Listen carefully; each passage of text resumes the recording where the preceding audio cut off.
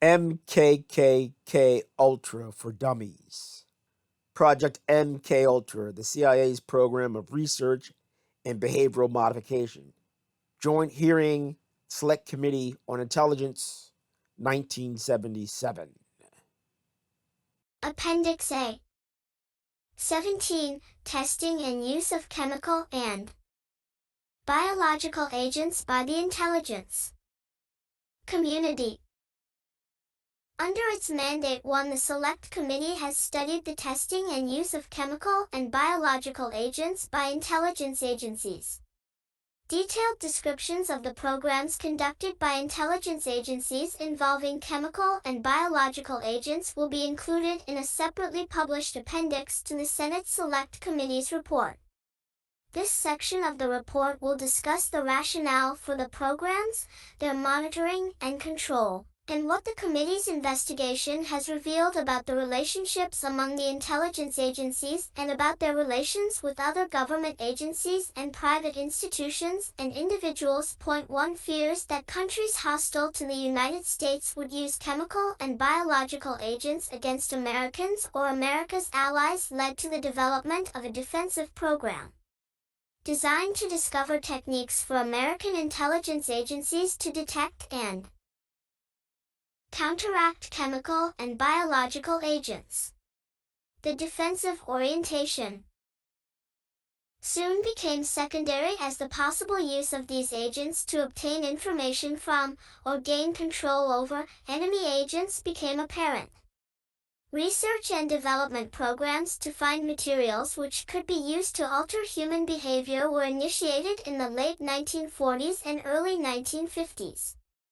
These experimental programs originally included testing of drugs involving witting human subjects, and culminated in tests using unwitting, non-volunteer human subjects. These tests were designed to determine the potential effects of chemical or biological agents when used operationally against individuals unaware that they had received a drug. The testing programs were considered highly sensitive by the intelligence agencies administering them. Few people, even within the agencies, knew of the programs, and there is no evidence that either the executive branch or Congress were ever informed of them. The highly compartmented nature of these programs may be explained in part by an observation made by the CIA Inspector General that the knowledge that the agency is engaging in unethical and illicit activities. 1 Senate Resolution 21 directs the Senate Select Committee on Intelligence Activities to investigate a number of issues. A. Whether agencies within the intelligence community conducted illegal domestic activities, Section 2, 1, and 2. B. The extent to which agencies within the intelligence community cooperate, Section 2, 4, and 8. C. The adequacy of executive branch and congressional oversight of intelligence activities, Section 2, 7, and 11. D.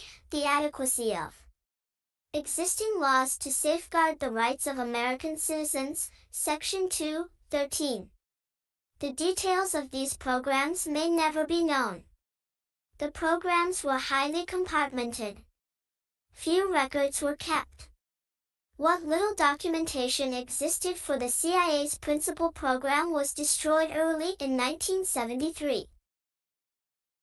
Would have serious repercussions in political and diplomatic circles and would be detrimental to the accomplishment of its missions. 3. The research and development program, and particularly the covert testing programs, resulted in massive abridgments of the rights of American citizens, sometimes with tragic consequences. The deaths of 2 Americans, 3 can be attributed to these programs. Other participants in the testing programs may still suffer from the residual effects. While some controlled testing of these substances might be defended, the nature of the tests, their scale, and the fact that they were continued for years after the danger of surreptitious administration of LSD to unwitting individuals was known, demonstrate a fundamental disregard for the value of human life. The Select Committee's investigation of the testing and use of chemical and biological agents also raises serious questions about the adequacy of command and control procedures within the Central Intelligence Agency and military intelligence, and about the relationships among the intelligence agencies, other governmental agencies, and private institutions and individuals. The CIA's normal administrative controls were waived for programs involving chemical and biological agents to protect their security. According to the head of the audit branch of the CIA, these waivers produced gross administrative failures. They prevented the CIA's internal review mechanisms, the Office of General Counsel, the Inspector General, and the audit staff from adequately supervising the programs. In general, the waivers had the paradoxical effect of providing less restrictive administrative controls and less effective internal review for controversial and highly sensitive projects than those governing normal agency activities. The security of the programs was protected not only by waivers of normal administrative controls, but also by a high degree of compartmentation within the CIA. This compartmentation excluded the CIA's medical staff from the principal research and testing program employing chemical and biological agents. It also may have led to agency policymakers receiving differing and inconsistent responses when they posed questions to the CIA component involved. Jurisdictional uncertainty within the CIA was matched by jurisdictional conflict among the various intelligence agencies. A spirit of cooperation and reciprocal exchanges of information which initially characterized the programs disappeared. Military testers withheld information from the CIA, ignoring suggestions for coordination from their superiors. The CIA similarly failed to provide information to the military on the CIA's testing program.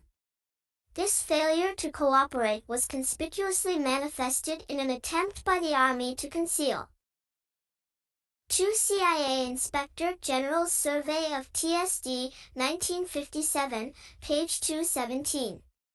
3 on January 8, 1953.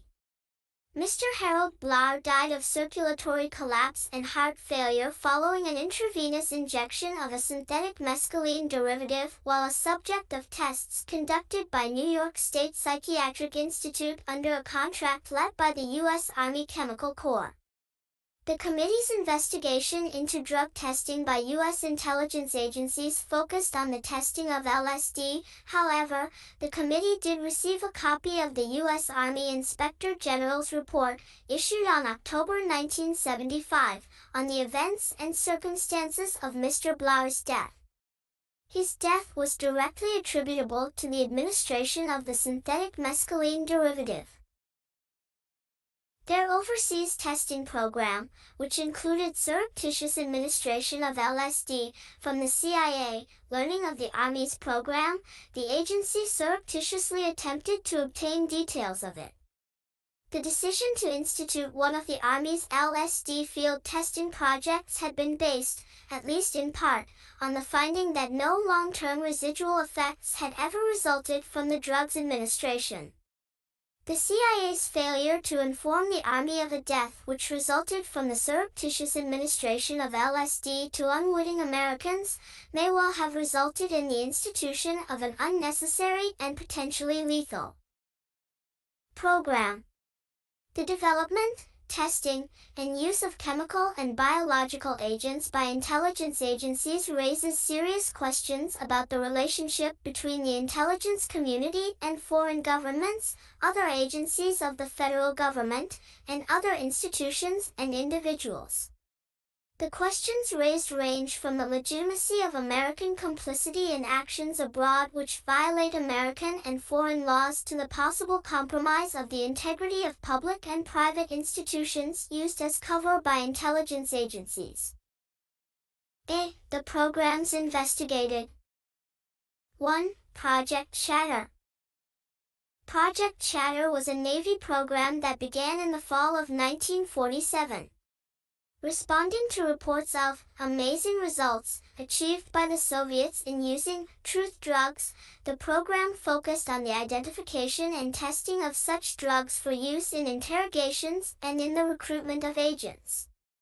The research included laboratory experiments on animals and human subjects involving anabasis-A-phylla, scopolamine, and mescaline in order to determine their speech-inducing qualities. Overseas experiments were conducted as part of the project. The project expanded substantially during the Korean War and ended shortly after the war in 1953. 2. Project Bluebird/Artichoke. The earliest of the CIA's major programs involving the use of chemical and biological agents, Project Bluebird, was approved by the director in 1950. Its objectives were A.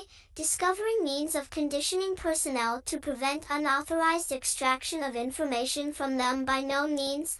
B. Investigating the possibility of control of an individual by application of special interrogation techniques. C. Memory enhancement. And D. Establishing defensive means for preventing hostile control of agency personnel. Point 4. As a result of interrogations conducted overseas during the project, another goal was added: the evaluation of offensive uses of unconventional interrogation techniques, including hypnosis and drugs. In August 1951, the project was renamed Artichoke. Project Artichoke included in-house experiments on interrogation techniques, conducted under medical and security controls which would ensure for CIA Memorandum to the Select Committee, Behavioral Drugs in Testing, February 11, 68.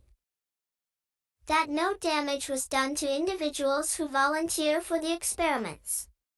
Overseas interrogations utilizing a combination of sodium pentothal and hypnosis after physical and psychiatric examinations of the subjects were also part of Artichoke. The Office of Scientific Intelligence, OSI, which studied scientific advances by hostile powers, initially led Bluebird/Artichoke efforts. In 1952, overall responsibility for Artichoke was transferred from OSI to the Inspection and Security Office, INSO, predecessor to the present Office of Security. The CIA's technical services and medical staffs were to be called upon as needed. OSI would retain liaison function with other government agencies. Point 6. The change in leadership from an intelligence unit to an operating unit apparently reflected a change in emphasis, from the study of actions by hostile powers to the use, both for offensive and defensive purposes, of special interrogation techniques, primarily hypnosis and truth serums. Representatives from each agency unit involved in Artichoke met almost monthly to discuss their progress. These discussions included the planning of overseas interrogations aid as well as further experimentation in the U.S. Information about Project Artichoke 1 after the fall of 1953 is scarce. The CIA maintains that the project ended in 1956, but evidence suggests that Office of Security and Office of Medical Services use of special interrogation techniques continued for several years thereafter. 3. MKNAMI. MKNAMI was another major CIA program in this area. In 1967, the CIA summarized the purposes of MKNAMI. A. To provide for a covert support base to meet clandestine operational requirements. B. To stockpile severely incapacitating and lethal materials for the specific use of TSD, Technical Services Division. C. To maintain in operational readiness special and unique items for the dissemination of biological and chemical materials. D. to provide for the required surveillance, testing, upgrading, and evaluation of materials and items in order to assure absence of defects and complete predictability of results to be expected under operational conditions. Point 9. Under an agreement reached with the Army in 1952, the Special Operations Division, SOD, at Fort Detrick was to assist CIA in developing, testing, and maintaining biological agents and delivery.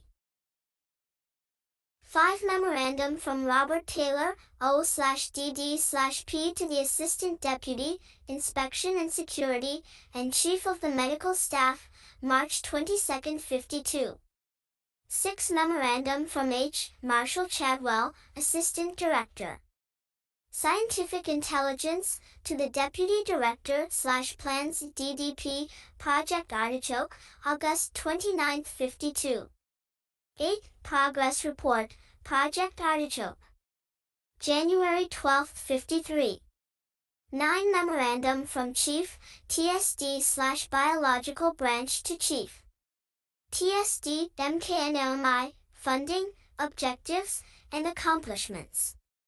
October 18, 57. 1.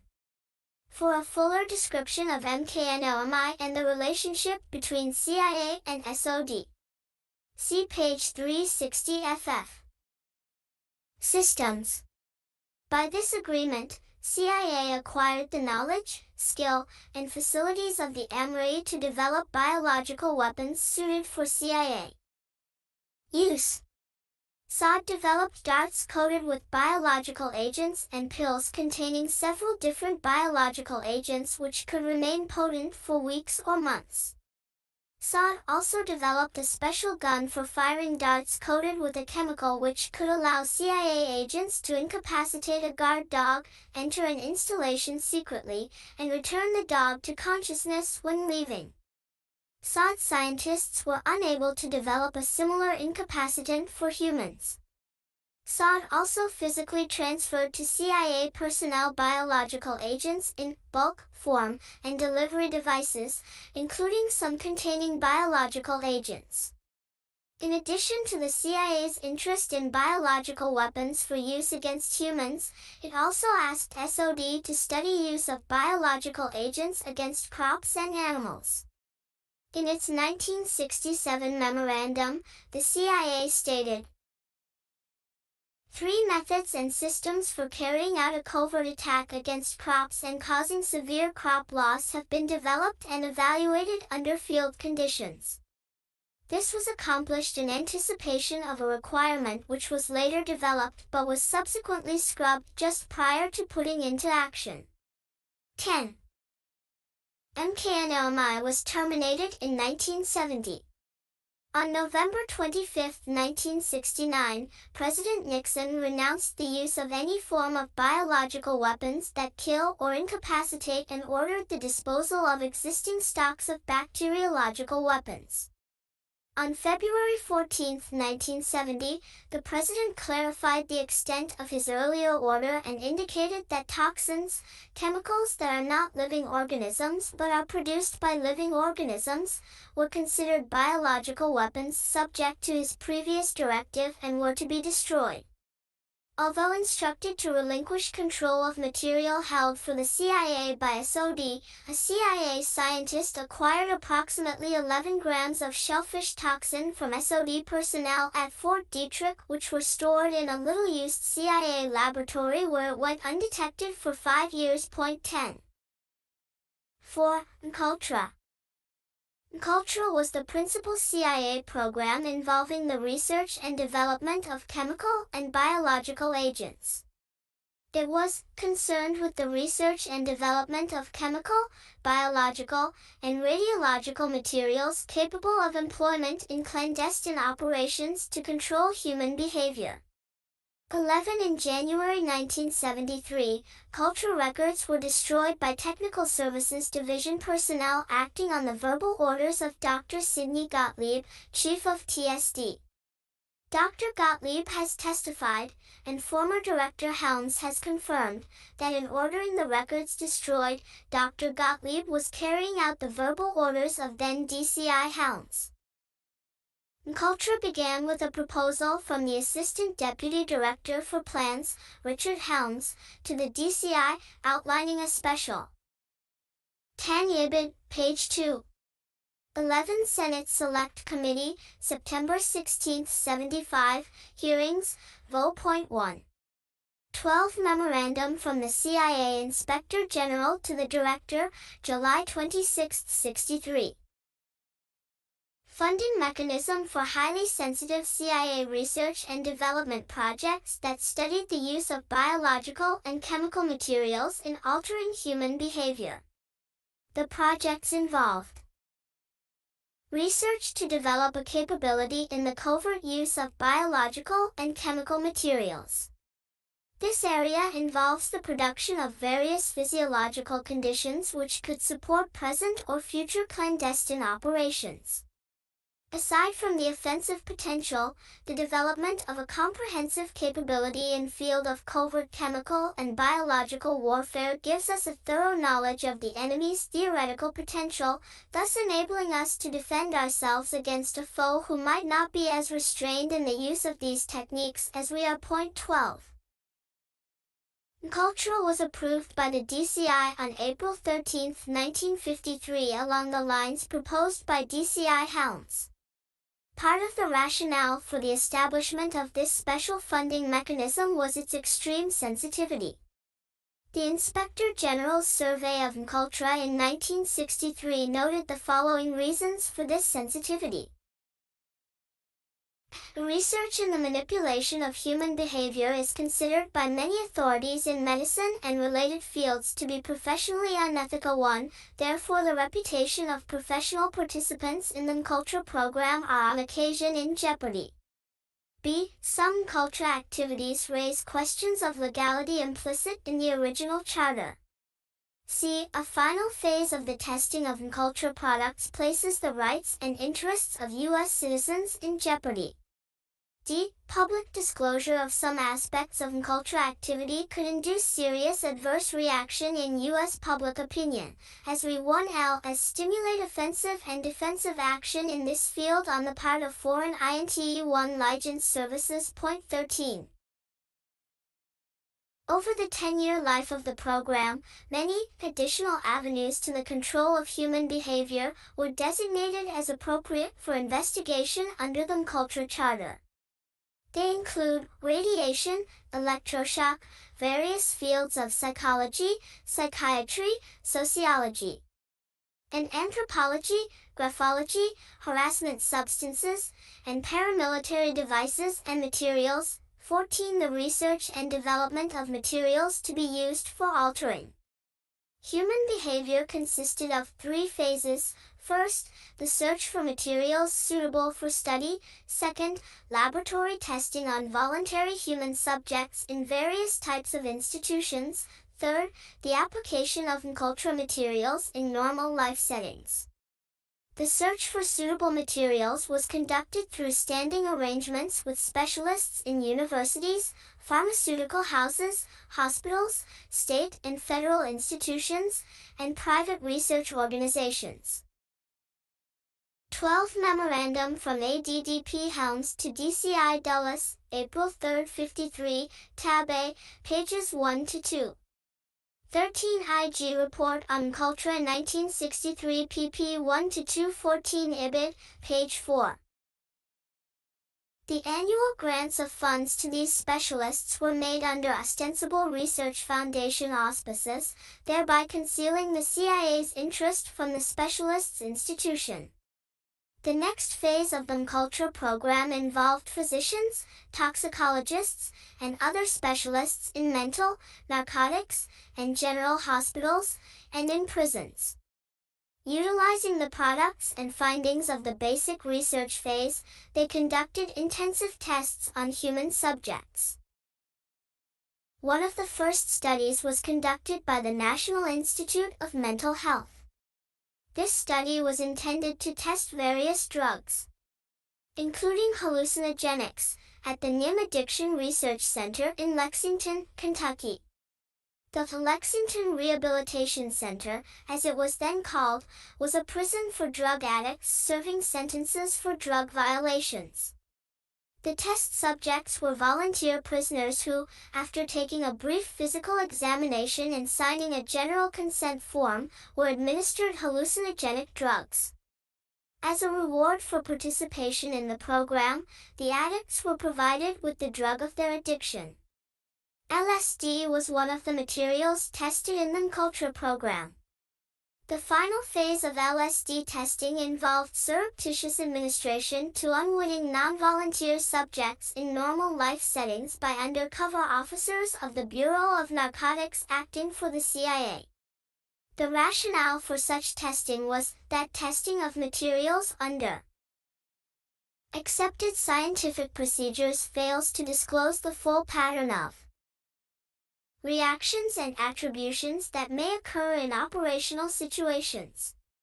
15. According to the CIA, the advantage of the relationship with the Bureau was that test subjects could be sought and cultivated within the setting of narcotics control. Some subjects have been informers or members of suspect criminal elements from whom the Bureau of Narcotics has obtained results of operational value through the tests. On the other hand, the effectiveness of the substances on individuals at all social levels, high and low, Native American and foreign, is of great significance, and testing has been performed on a variety of individuals within these categories. Emphasis added. 16. A special procedure designated MKDelta was established to govern the use of MKUltra materials abroad. Such materials were used on a number of occasions. Because MKUltra records were destroyed, it is impossible to reconstruct the operational use of MKUltra materials by the CIA overseas. It has been determined that the use of these materials abroad began in 1953, and possibly as early as 1950. Drugs were used primarily as an aid to interrogations, but MKUltra/MKDelta materials were also used for harassment, discrediting, or disabling purposes. According to an Inspector General survey of the Technical Services Division of the CIA in 1957, an inspection which did not discover the MKUltra project involving the surreptitious administration of LSD to unwitting, non-volunteer. 15 Ibid, page 21. 16 Ibid, pages 11-12. 72. Subjects. The CIA had developed 6 drugs for operational use, and they had been used in 6 different operations on a total of 33 subjects. 11 By 1963, the number of operations and subjects had increased substantially.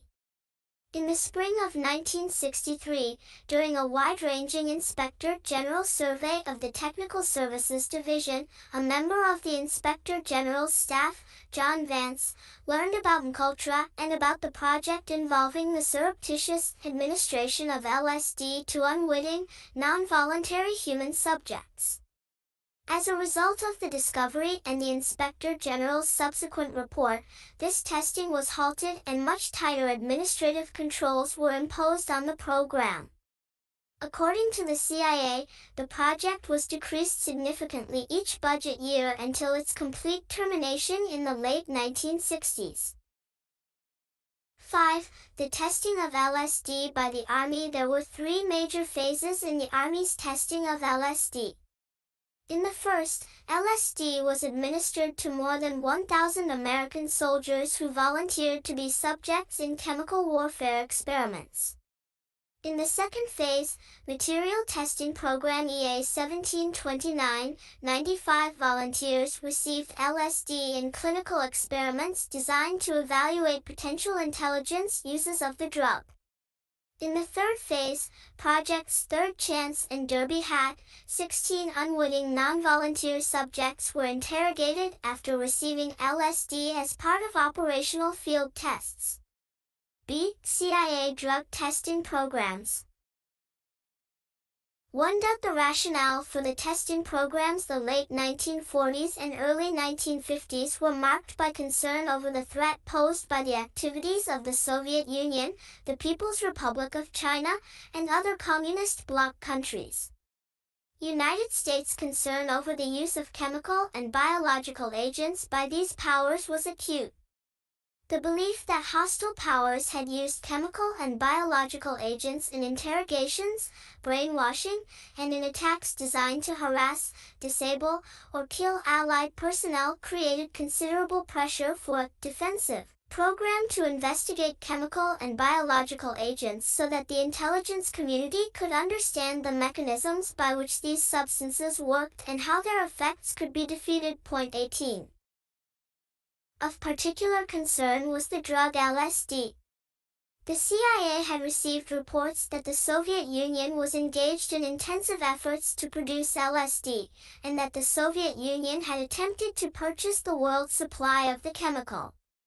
As one CIA officer who was deeply involved in work with this drug described the climate of the times, "It is awfully hard in this day and age to reproduce how frightening all of this was to us at the time, particularly after the drug scene has become as widespread and as knowledgeable in this country as it did. But we were literally terrified, because this was the one material that we had ever been able to locate that really had potential fantastic possibilities if."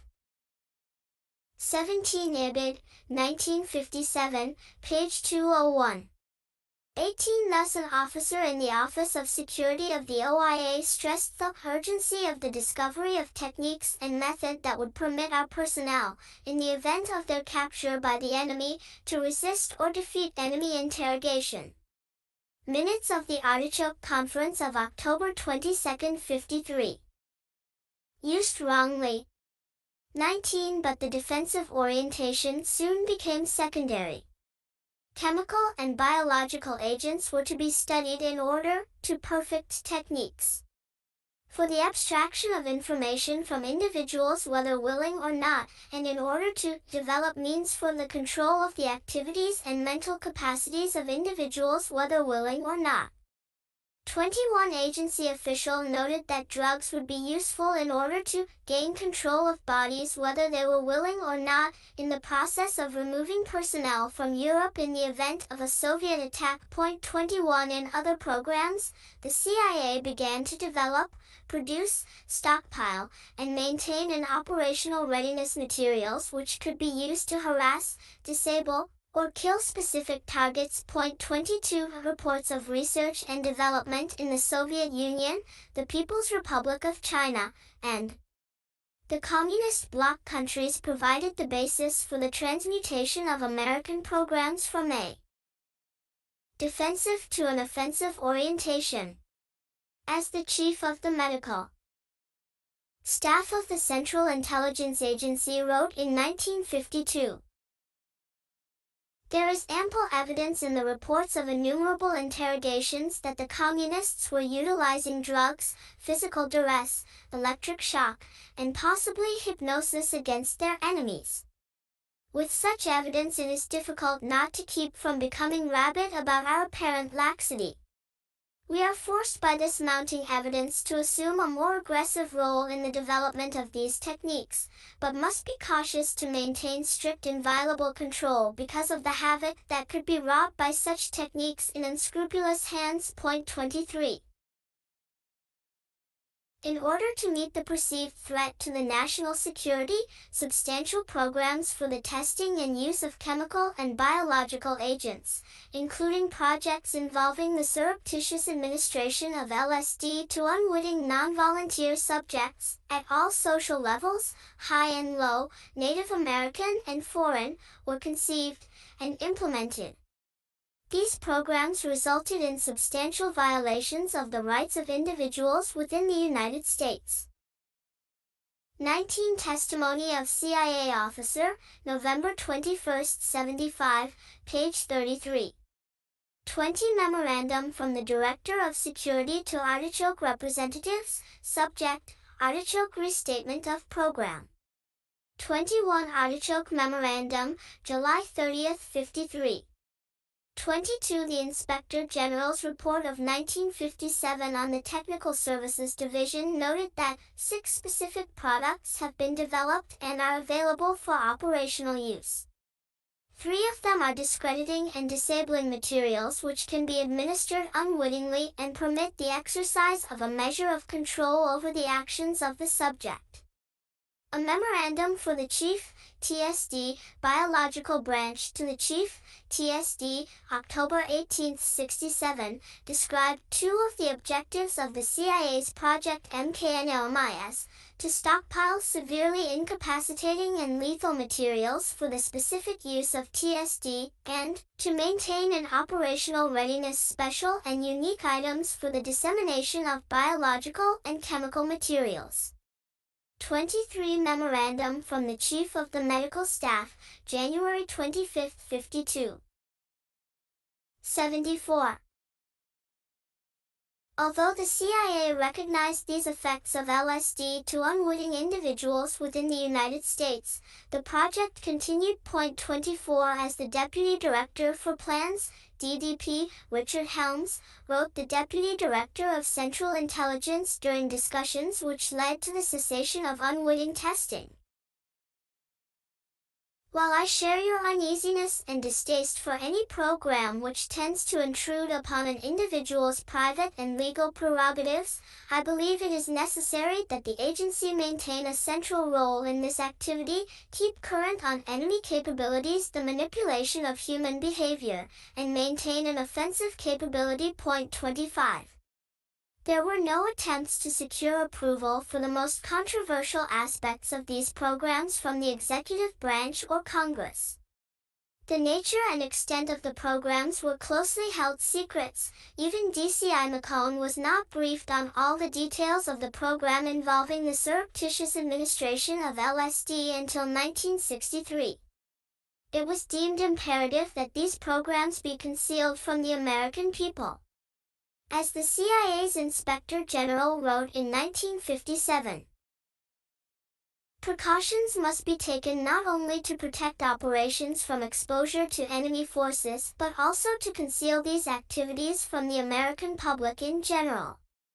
The knowledge that the agency is engaging in unethical and illicit activities would have serious repercussions in political and diplomatic circles and would be detrimental to the accomplishment of its mission. Point 26.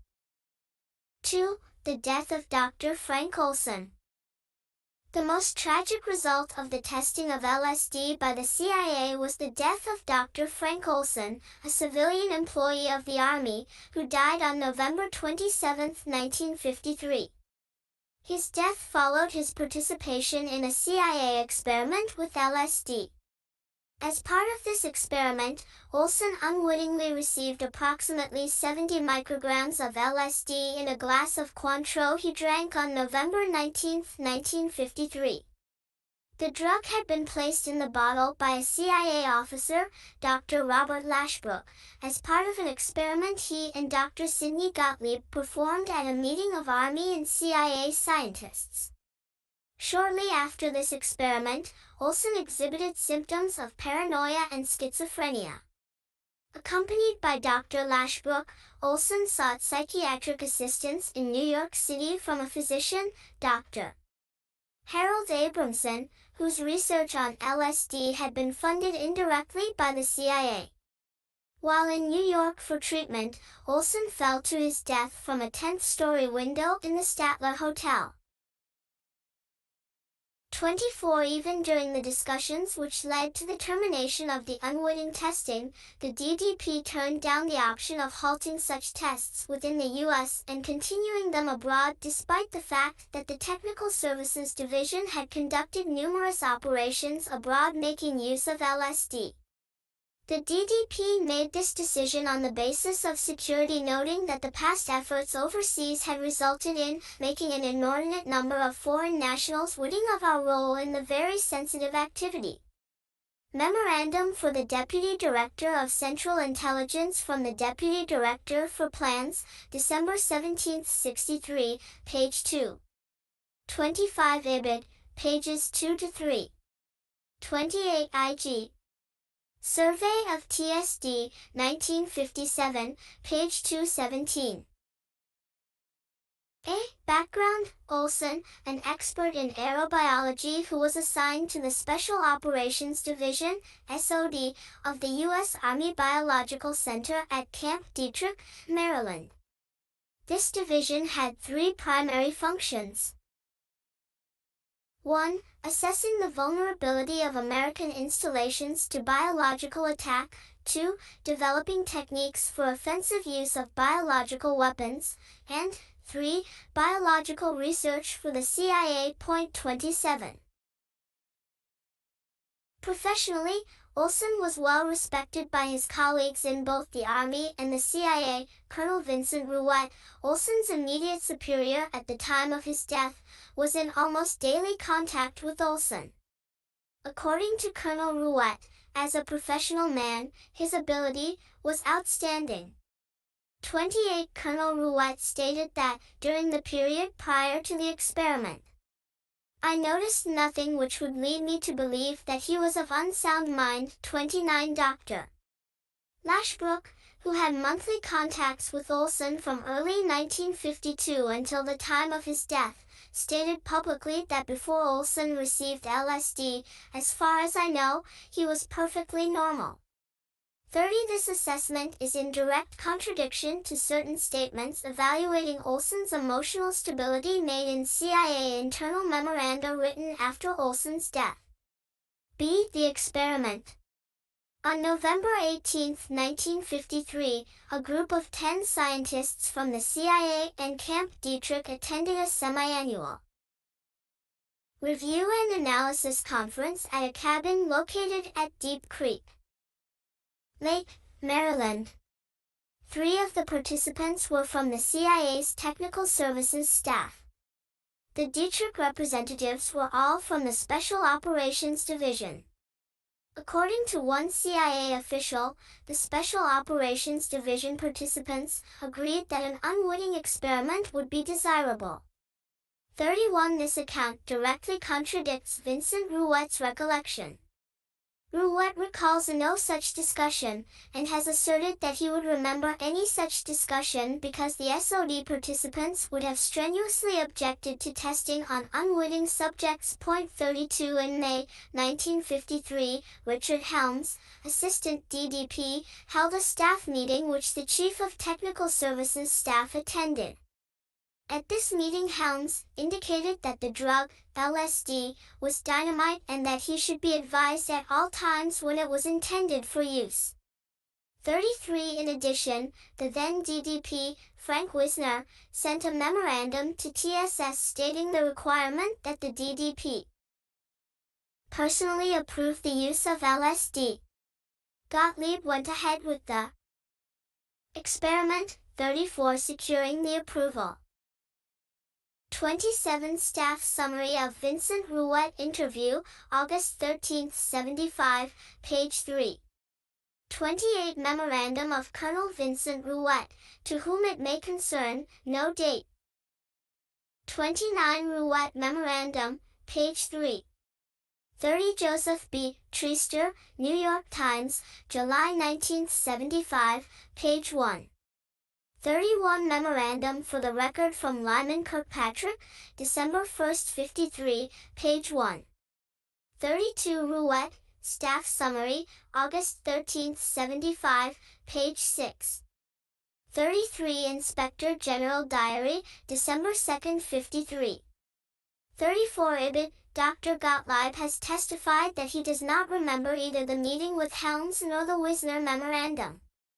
Gottlieb, October 18, 75, page 16.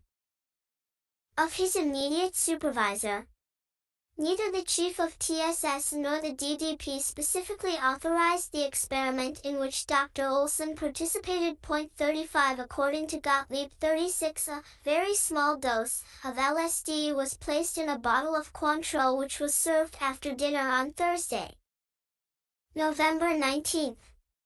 The drug was placed in the liqueur by Robert Lashbrook. All but 2 of the SOD participants received LSD. One did not drink, the other had a heart condition. 37 About 20 minutes after they finished their Cointreau, Gottlieb informed the other participants that they had received LSD.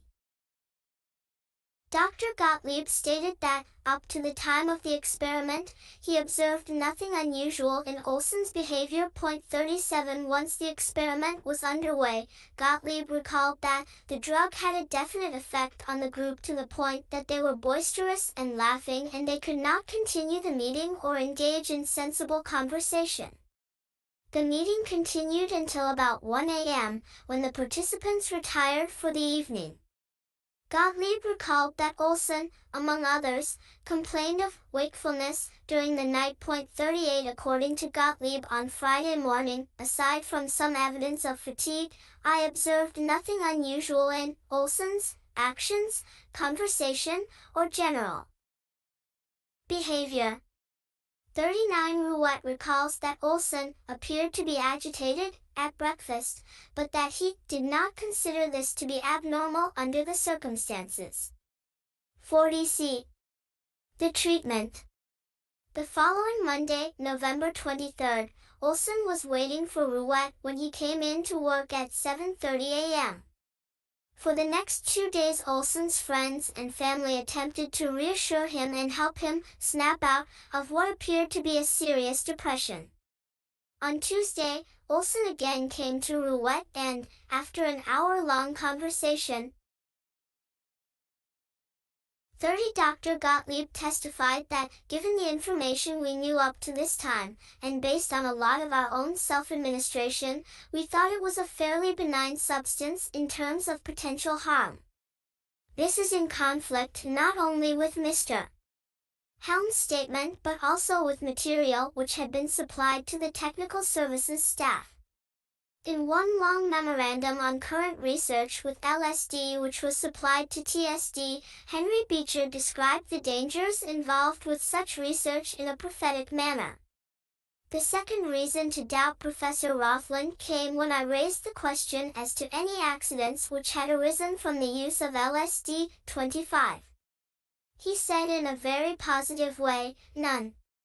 As it turned out, this answer could be called overly positive, for later on in the evening I was discussing the matter with Dr. W. A. Stoll, Jr., a psychiatrist in Bleuler's clinic in Zurich where I had gone at Rothland's insistence. Stoll, when asked the same question, replied, yes, and added spontaneously, there is a case Professor Rothland knows about. In Geneva, a woman physician who had been subject to depression to some extent took LSD 25 in an experiment and became severely and suddenly depressed and committed suicide 3 weeks later. While the connection is not definite, common knowledge of this could hardly have allowed the positive statement Rothland permitted himself. This case is a warning to us to avoid engaging subjects who are depressed or who have been subject to depression. Dr. Gottlieb testified that he had no recollection of either the report or that particular section of it.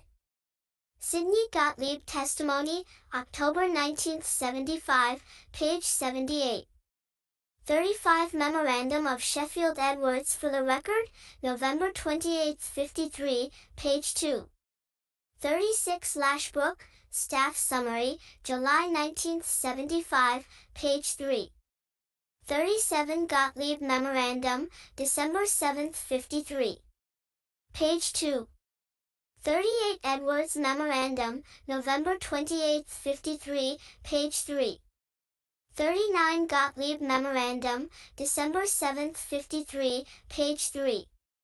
40 Rouet Memorandum, page 3. 77. It was decided that medical assistance for Dr. Olson was desirable. 41 Rouet then called Lashbrook and informed him that Dr. Olson was in serious trouble and needed immediate professional attention. 42 Lashbrook agreed to make appropriate arrangements and told Rouet to bring Olson to Washington, D.C. Rouet and Olson proceeded to Washington to meet with Lashbrook, and the three left for New York at about 2:30 p.m. to meet with Dr. Harold Abramson. At that time, Dr. Abramson was an allergist and immunologist practicing medicine in New York City. He held no degree in psychiatry, but was associated with research projects supported indirectly by the CIA. Gottlieb and Dr. Lashbrook both followed his work closely in the early 1950s. 43 Since Olson needed medical help, they turned to Dr. Abramson as the doctor closest to Washington who was experienced with LSD and cleared by the CIA. Ruette, Lashbrook, and Olson remained in New York for 2 days of consultations with Abramson. On Thursday, November 26, 1953, the three flew back to Washington so that Olson could spend Thanksgiving with his family. En route from the airport, Olson told Ruette that he was afraid to face his family. After a lengthy discussion, it was decided that Olson and Lashbrook would return to New York, and that Ruette would go to Frederick to explain these events to Mrs. Olson. 44 Lashbrook and Olson flew back to New York the same day, again for consultations with Abramson. They spent Thursday night in a Long Island hotel and the next morning returned to the city with Abramson. In further discussions with Abramson, it was agreed that Olson should be placed under regular psychiatric care at an institution closer to his home. 45d. The death. Because they could not obtain air transportation for a return trip on Friday night, Lashbrook and Olson made reservations for Saturday morning and checked into the Statler Hotel. Between the time they checked in and 10 p.m., they watched television, visited the cocktail lounge, where each had 2 martinis, and dinner. According to Lashbrook, Olson was cheerful and appeared to enjoy the entertainment. He appeared no longer particularly depressed, and almost the Dr. Olson I knew prior to the experiment. 46 After dinner, Lashbrook and Olson watched television for about an hour, and at 11 o'clock, Olson suggested that they go to bed, saying that he felt more relaxed and contented than he had since they came to New York. 47 Olson then left a call with the hotel operator to wake them in the morning. At approximately 2:30 a.m. Saturday, November 28, Lashbrook was awakened by a loud crash of glass. In his report on the incident, he stated only that Olson had crashed through the closed window blind and the closed window, and he fell to his death from the window of our room on the 10th floor. 48. 41 Ibid, page 4. 42 Lashbrook Memorandum, December 7, 53, page 1.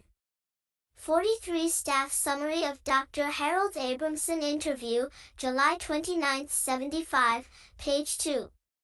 44 Lashbrook Memorandum, December 7, 53, page 3.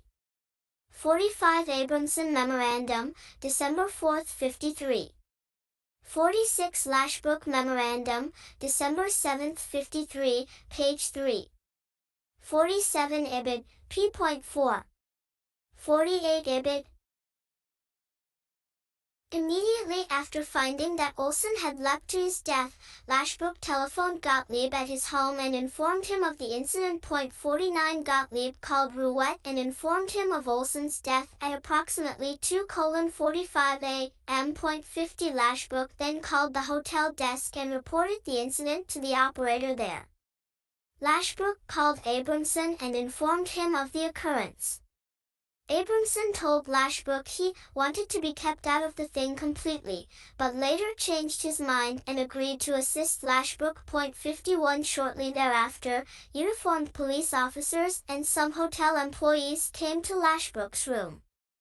Lashbrook told the police he didn't know why Olson had committed suicide, but he did know that Olson suffered from ulcers. 52e. The aftermath. Following Dr. Olson's death, the CIA made a substantial effort to ensure that his family received death benefits, but did not notify the Olsons of the circumstances surrounding his demise. The agency also made considerable efforts to prevent the death being connected with the CIA, and supplied complete cover for Lashbrook so that his association with the CIA would remain a secret. After Dr. Olson's death, the CIA conducted an internal investigation of the incident. As part of his responsibilities in this investigation, the General Counsel wrote the Inspector General, stating, "I'm not happy with what seems to be a very casual attitude on the part of TSS representatives to the way this experiment was conducted and the remarks that this is just one of the risks running with scientific experimentation. I do not eliminate the need for taking risks, but I do believe, especially when human health or life is at stake, that at least the prudent, reasonable measures which can be taken to minimize the risk must be taken, and failure to do so was culpable negligence." The actions of the various individuals concerned after effects of the experiment on Dr. Olson became manifest also revealed the failure to observe normal and reasonable precautions. Point 53. As a result of the investigation, DCI Alan Dulles sent a personal letter to the Chief of Technical Operations of the Technical Services staff who had approved the experiment, criticizing him for poor judgment in authorizing the use of this drug on such an unwitting basis and without proximate medical safeguards. 54. Dulles also sent a letter to Dr. Gottlieb, Chief of the Chemical Division of the Technical Services staff, criticizing him for recommending the unwitting application of the drug, in that the proposal did not give sufficient emphasis for medical collaboration and for the proper consideration of the rights of the individual to whom it was being administered. 55. 49 CIA Field Office Report, December 3, 53, page 3. 50 Rouet Memorandum, page 11. 51 CIA Field Office Report, December 3, 53, page 3. 52 IBID. 53 Memorandum from the General Counsel to the Inspector General, January 4, 54. 54 Memorandum from DCI to Chief, Technical Operations, TSS, February 12, 54. 55 Memorandum from DCI to Sidney Gottlieb, February 12, 54. The letters were hand-carried to the individuals to be read and returned. Although the letters were critical, a note from the Deputy Director of Central Intelligence to Mr. Helms instructed him to inform the individuals that these are not reprimands and no personnel file notation are being made. 56. Thus, although the Rockefeller Commission has characterized them as such, these notes were explicitly not reprimands. Nor did participation in the events which led to Dr. Olson's death have any apparent effect on the advancement within the CIA of the individuals involved. 3. The surreptitious administration of LSD to unwitting non-volunteer human subjects by the CIA after the death of Dr. Olson. The death of Dr. Olson could be viewed, as some argued at the time, as a tragic accident, one of the risks inherent in the testing of new substances. It might be argued that LSD was thought to be benign. After the death of Dr. Olson, the dangers of the surreptitious administration of LSD were clear, yet the CIA continued or initiated 57 a project involving the surreptitious administration of LSD to non-volunteer human subjects. This program exposed numerous individuals in the United States to the risk of death or serious injury without their informed consent, without medical supervision, and without necessary follow-up to determine any long-term effects. Prior to the Olson experiment, the Director of Central Intelligence had approved MKUltra, a research program designed to develop a capability in the covert use of biological and chemical agent materials. In the proposal describing MKUltra, Mr. Helms, then ADDP, wrote the director that we intend to investigate the development of a chemical material which causes a reversible non-toxic aberrant mental state, the specific nature of which can be reasonably well predicted for each individual. This material could potentially aid in discrediting individuals, eliciting information, and implanting suggestions and other forms of mental control. Point 58. On February 12, 1954, the director of the Central Intelligence Agency wrote TSS officials criticizing them for poor judgment in administering LSD on an unwitting basis and without proximate medical safeguards to Dr. Olson, and for the lack of proper consideration of the rights of the individual to whom it was being administered. 59. On the same day, the Inspector General reviewed a report on subproject number 3 of MKUltra, in which the same TSS officers who had just received letters from the director were quoted as stating that one of the purposes of subproject number 3 was to 56. Note from DDCI to Richard Helms, February 13, 54. 57. The 1963 IG report, which described the project involving the surreptitious administration of LSD, placed the project beginning in 1955. Other CIA documents revealed that it was in existence as early as February 1954. The CIA had told the committee that the project began in 1953 and that the experiment which led to Dr. Olson's death was part of the project. 58. Memorandum from ADDP items to DOI Dulles, April 3, 53, Tab A, page 2. 59. Memorandum from DCI to Sidney Gottlieb, February 12, 54, and Memorandum from DCI to Chief of Operations, TSS, February 12, 54. Observe the behavior of unwitting persons being questioned after having been given a drug. 60. There is no evidence that subproject number 3 was terminated even though these officers were unequivocally aware of the dangers of the surreptitious administration of LSD and the necessity of obtaining informed consent and providing medical safeguards. Subproject number 3, in fact, used methods which showed even less concern than did the Olson experiment for the safety and security of the participants. Yet the evidence indicates the project continued until 1963.61. In the project, the individual conducting the test might make initial contact with a prospective subject selected at random in a bar.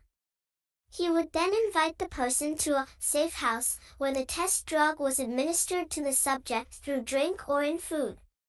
CIA personnel might debrief the individual conducting the test, or observe the test by using a one-way mirror and tape recorder in an adjoining room.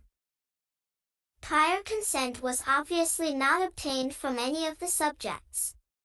There was also, obviously, no medical pre-screening. In addition, the tests were conducted by individuals who were not qualified scientific observers. There were no medical personnel on hand either to administer the drugs or to observe their effects, and no follow-up was conducted on the test subjects. As the Inspector General noted in 1963, a significant limitation on the effectiveness of such testing is the infeasibility of performing scientific observation of results. The individuals conducting the test are not qualified scientific observers. Their subjects are seldom accessible beyond the first hours of the test. The testing may be useful in perfecting delivery techniques, and in identifying surface characteristics of onset, reaction, attribution, and side effect. Point 62. This was particularly troublesome as in a number of instances, the test subject has become ill for hours or days, including hospitalization in at least one case, and the agent could only follow up by guarded inquiry after the test subject's return to normal life. Possible sickness and attendant economic loss are inherent contingent effects of the testing. Point 63. Paradoxically, greater care seems to have been taken for the safety of foreign nationals against whom LSD was used abroad. In several cases, medical examinations were performed prior to the use of LSD. Point 64. 60 Memorandum to Inspector General from Chief, Inspection and Review, on Subproject Number 3 of MKUltra, February 10, 54. 61 IG Report on MKUltra, 1963. 62 IBID, p.12. 63 IBID. According to the IG's survey in 1963, physicians associated with MKUltra could be made available in an emergency. 64 The Technical Services Division, which was responsible for the operational use of LSD abroad, took the position that no physical examination of the subject is required prior to administration of LSD by TSS-trained personnel. A physician. Moreover, the administration abroad was marked by constant observation made possible because the material was being used against prisoners of foreign intelligence or security organizations. Finally, during certain of the LSD interrogations abroad, local physicians were on call, though these physicians had had no experience with LSD and would not be told that hallucinogens had been administered. 65. The CIA's project involving the surreptitious administration of LSD to unwitting human subjects in the United States was finally halted in 1963, as a result of its discovery during the course of an Inspector General survey of the Technical Services Division. When the Inspector General learned of the project, he spoke to the Deputy Director for Plans, who agreed that the Director should be briefed. The DDP made it clear that the DCI and his deputy were generally familiar with MKUltra. He indicated, however, that he was not sure it was necessary to brief the DDCI at that point. On May 24, 1963, the DDP advised the Inspector General that he had briefed the Director on the MKUltra program and in particular had covered the question of the surreptitious administration of LSD to unwitting human subjects. According to the Inspector General, the DDP said that the Director indicated no disagreement and therefore the testing will continue. 66. One copy of an eyes-only draft report on MKUltra was prepared by the Inspector General, who recommended the termination of the surreptitious administration project. The project was suspended following the Inspector General's report. On December 17, 1963, Deputy Director for Plans Helms wrote a memo to the DDCI, who with the Inspector General and the Executive Director Comptroller had opposed the covert testing. He noted two aspects of the problem. 1. For over a decade the clandestine services has had the mission of maintaining a capability for influencing human behavior, and 2. Testing arrangements in furtherance of this mission should be as operationally realistic and yet as controllable as possible. Helms argued that the individuals must be unwitting, as this was the only realistic method of maintaining the capability, considering the intended operational use of materials to influence human behavior, as the operational targets will certainly be unwitting. Should the subjects of the testing not be unwitting, the program would only be pro forma, resulting in a false sense of accomplishment and readiness. 67 Helms continued. Need not be present. There is no danger medically in the use of this material as handled by TSS-trained personnel. The Office of Medical Services had taken the position that LSD was medically dangerous. Both the Office of Security and the Office of Medical Services argued that LSD should not be administered unless preceded by a medical examination, and should be administered only by or in the presence of a physician who had studied it and its effect. Memorandum from James Angleton, Chief, Counterintelligence Staff to Chief of Operations, December 12, 57, pages 1 to 265. Physicians might be called with the hope that they would make a diagnosis of mental breakdown which would be useful in discrediting the individual who was the subject of the CIA interest. 66 Memorandum for the record prepared by the Inspector General, May 15, 63, page 1. 67 Ibid, page 2. If one grants the validity of the mission of maintaining this unusual capability and the necessity for unwitting testing, there is only then the question of how best to do it. Obviously, the testing should be conducted in such a manner as to permit the opportunity to observe the results of the administration on the target. It also goes without saying that whatever testing arrangement we adopt must afford maximum safeguards for the protection of the agency's role in this activity, as well as minimizing the possibility of physical or emotional damage to the individual tested. Point 68. In another memo to the Director of Central Intelligence in June 1964, Helms again raised the issue of unwitting testing. At that time, General Carter, then acting DCI, approved several changes in the MKUltra program proposed by Mr. Helms as a result of negotiations between the Inspector General and the DDP. In a handwritten note, however, Director Carter added that unwitting testing will be subject to a separate decision. 69. No specific decision was made then or soon after.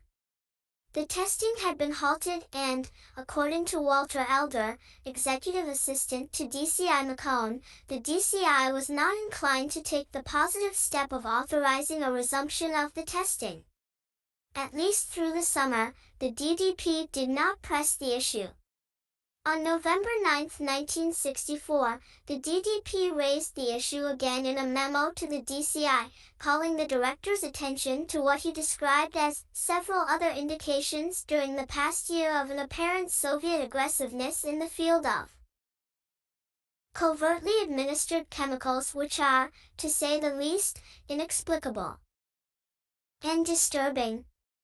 70. Helms noted that because of the suspension of covert testing, the agency's positive operational capability to use drugs is diminishing, owing to a lack of realistic testing. With increasing knowledge of the state of the art, we are less capable of staying up with Soviet advances in this field. This in turn results in a waning capability on our part to restrain others in the intelligence community, such as the Department of Defense, from pursuing operations in this area. 71. Helms attributed the cessation of the unwitting testing to the high risk of embarrassment to the agency as well as the moral problem. He noted that no better covert situation had been devised than that which had been used, and that we have no answer to the moral issue. 72. Helms asked for either resumption of the testing project or its definitive cancellation. He argued that the status quo of a research and development program without a realistic testing program was causing the agency to live with the illusion of a capability which is becoming minimal and furthermore is expensive. 73. Once again, no formal action was taken in response to the Helms request. 68. Memorandum from DDP Helms to DDCI Carter, December 17, 63. 69. Memorandum from DDP Helms to DCI, June 9, 64, page 3. 70. Ibid, November 9, 64, page 1. 71. Ibid, pages 1 to 2. 72. Ibid, page 2. 73. Ibid. From its beginning in the early 1950s until its termination in 1963, the program of surreptitious administration of LSD to unwitting non-volunteer human subjects demonstrates a failure of the CIA's leadership to pay adequate attention to the rights of individuals and to provide effective guidance to CIA employees. Though it was known that the testing was dangerous, the lives of subjects were placed in jeopardy and their rights were ignored during the 10 years of testing which followed Dr. Olson's death. Although it was clear that the laws of the United States were being violated, the testing continued. While the individuals involved in the Olson experiment were admonished by the director, at the same time they were also told that they were not being reprimanded and that their bad judgment would not be made part of their personnel records. When the covert testing project was terminated in 1963, none of the individuals involved were subject to any disciplinary action. 4. Monitoring and control of the testing and use of chemical and biological agents by the CIA. The Select Committee found numerous failures in the monitoring and control of the testing and use of chemical and biological agents within the CIA. Point 74. An analysis of the failures can be divided into 4 sections. A. The waiver of normal regulations or requirements. B. The problems in authorization procedures. C. The failure of internal review mechanisms such as the Office of General Counsel, the Inspector General, and the audit staff. And D. The effect of compartmentation and competition within the CIA. A. The waiver of administrative controls. The internal controls within any agency rest on 1. Clear and coherent regulations, 2. Clear lines of authority, and 3. Clear rewards for those who conduct themselves in accord with agency regulations and understandable and immediate sanctions against those who do not. In the case of the testing and use of chemical and biological agents, normal CIA administrative controls were waived. The destruction of the documents on the largest CIA program in this area constituted a prominent example of the waiver of normal agency procedures by the director. These documents were destroyed in early 1973 at the order of then DCI Richard Helms. According to Helms, Dr. Sidney Gottlieb, then director of TSD, came to me and said that he was retiring and that I was retiring, and he thought it would be a good idea if these files were destroyed. And I also believe part of the reason for our thinking this was advisable was there had been relationships with outsiders in government agencies and other organizations, and that these would be sensitive in this kind of a thing, but that since the program was over and finished and done with, we thought we would just get rid of the files as 74 Section 2(9) of S.Res. 21 instructs the committee to examine the extent to which United States intelligence agencies are governed by executive orders, rules, or regulations either published or secret. 84. Well, so that anybody who assisted us in the past would not be subject to follow-up or questions, embarrassment, if you will. 75. The destruction was based on a waiver of an internal CIA regulation, CSI 70-10, which regulated the retirement of inactive records. As Thomas Karamessines, then Deputy Director of Plans, wrote in Regulation CSI 70-10, retirement is not a matter of convenience or of storage but of conscious judgment in the application of the rules modified by knowledge of individual component needs.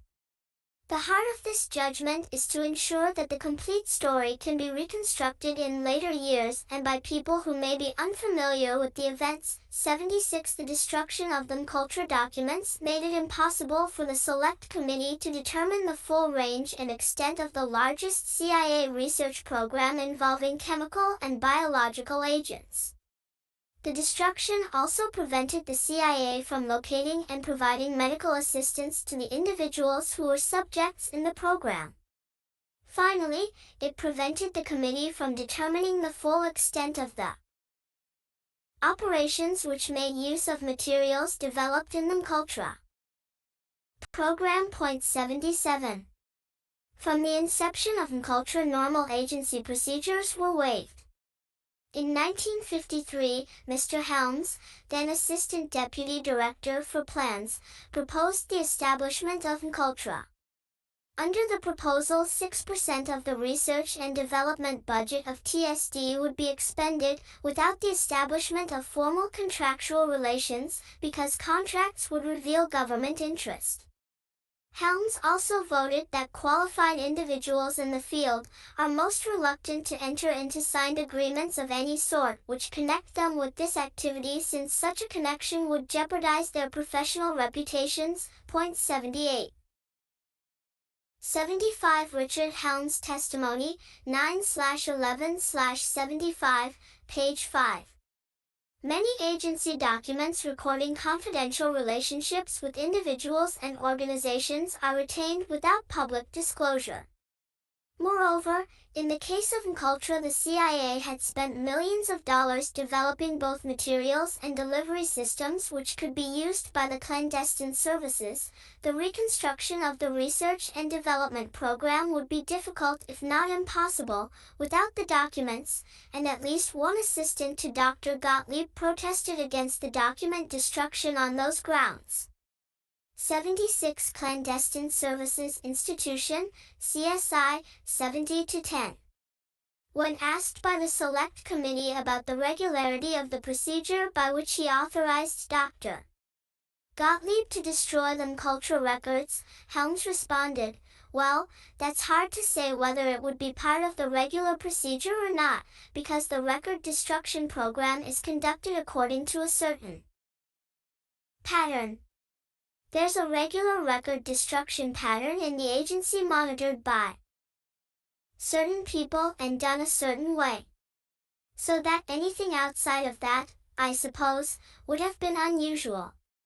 In other words, there were documents being destroyed because somebody had raised this specific issue rather than because they were encompassed in the regular records destruction program. So I think the answer to your question is probably yes.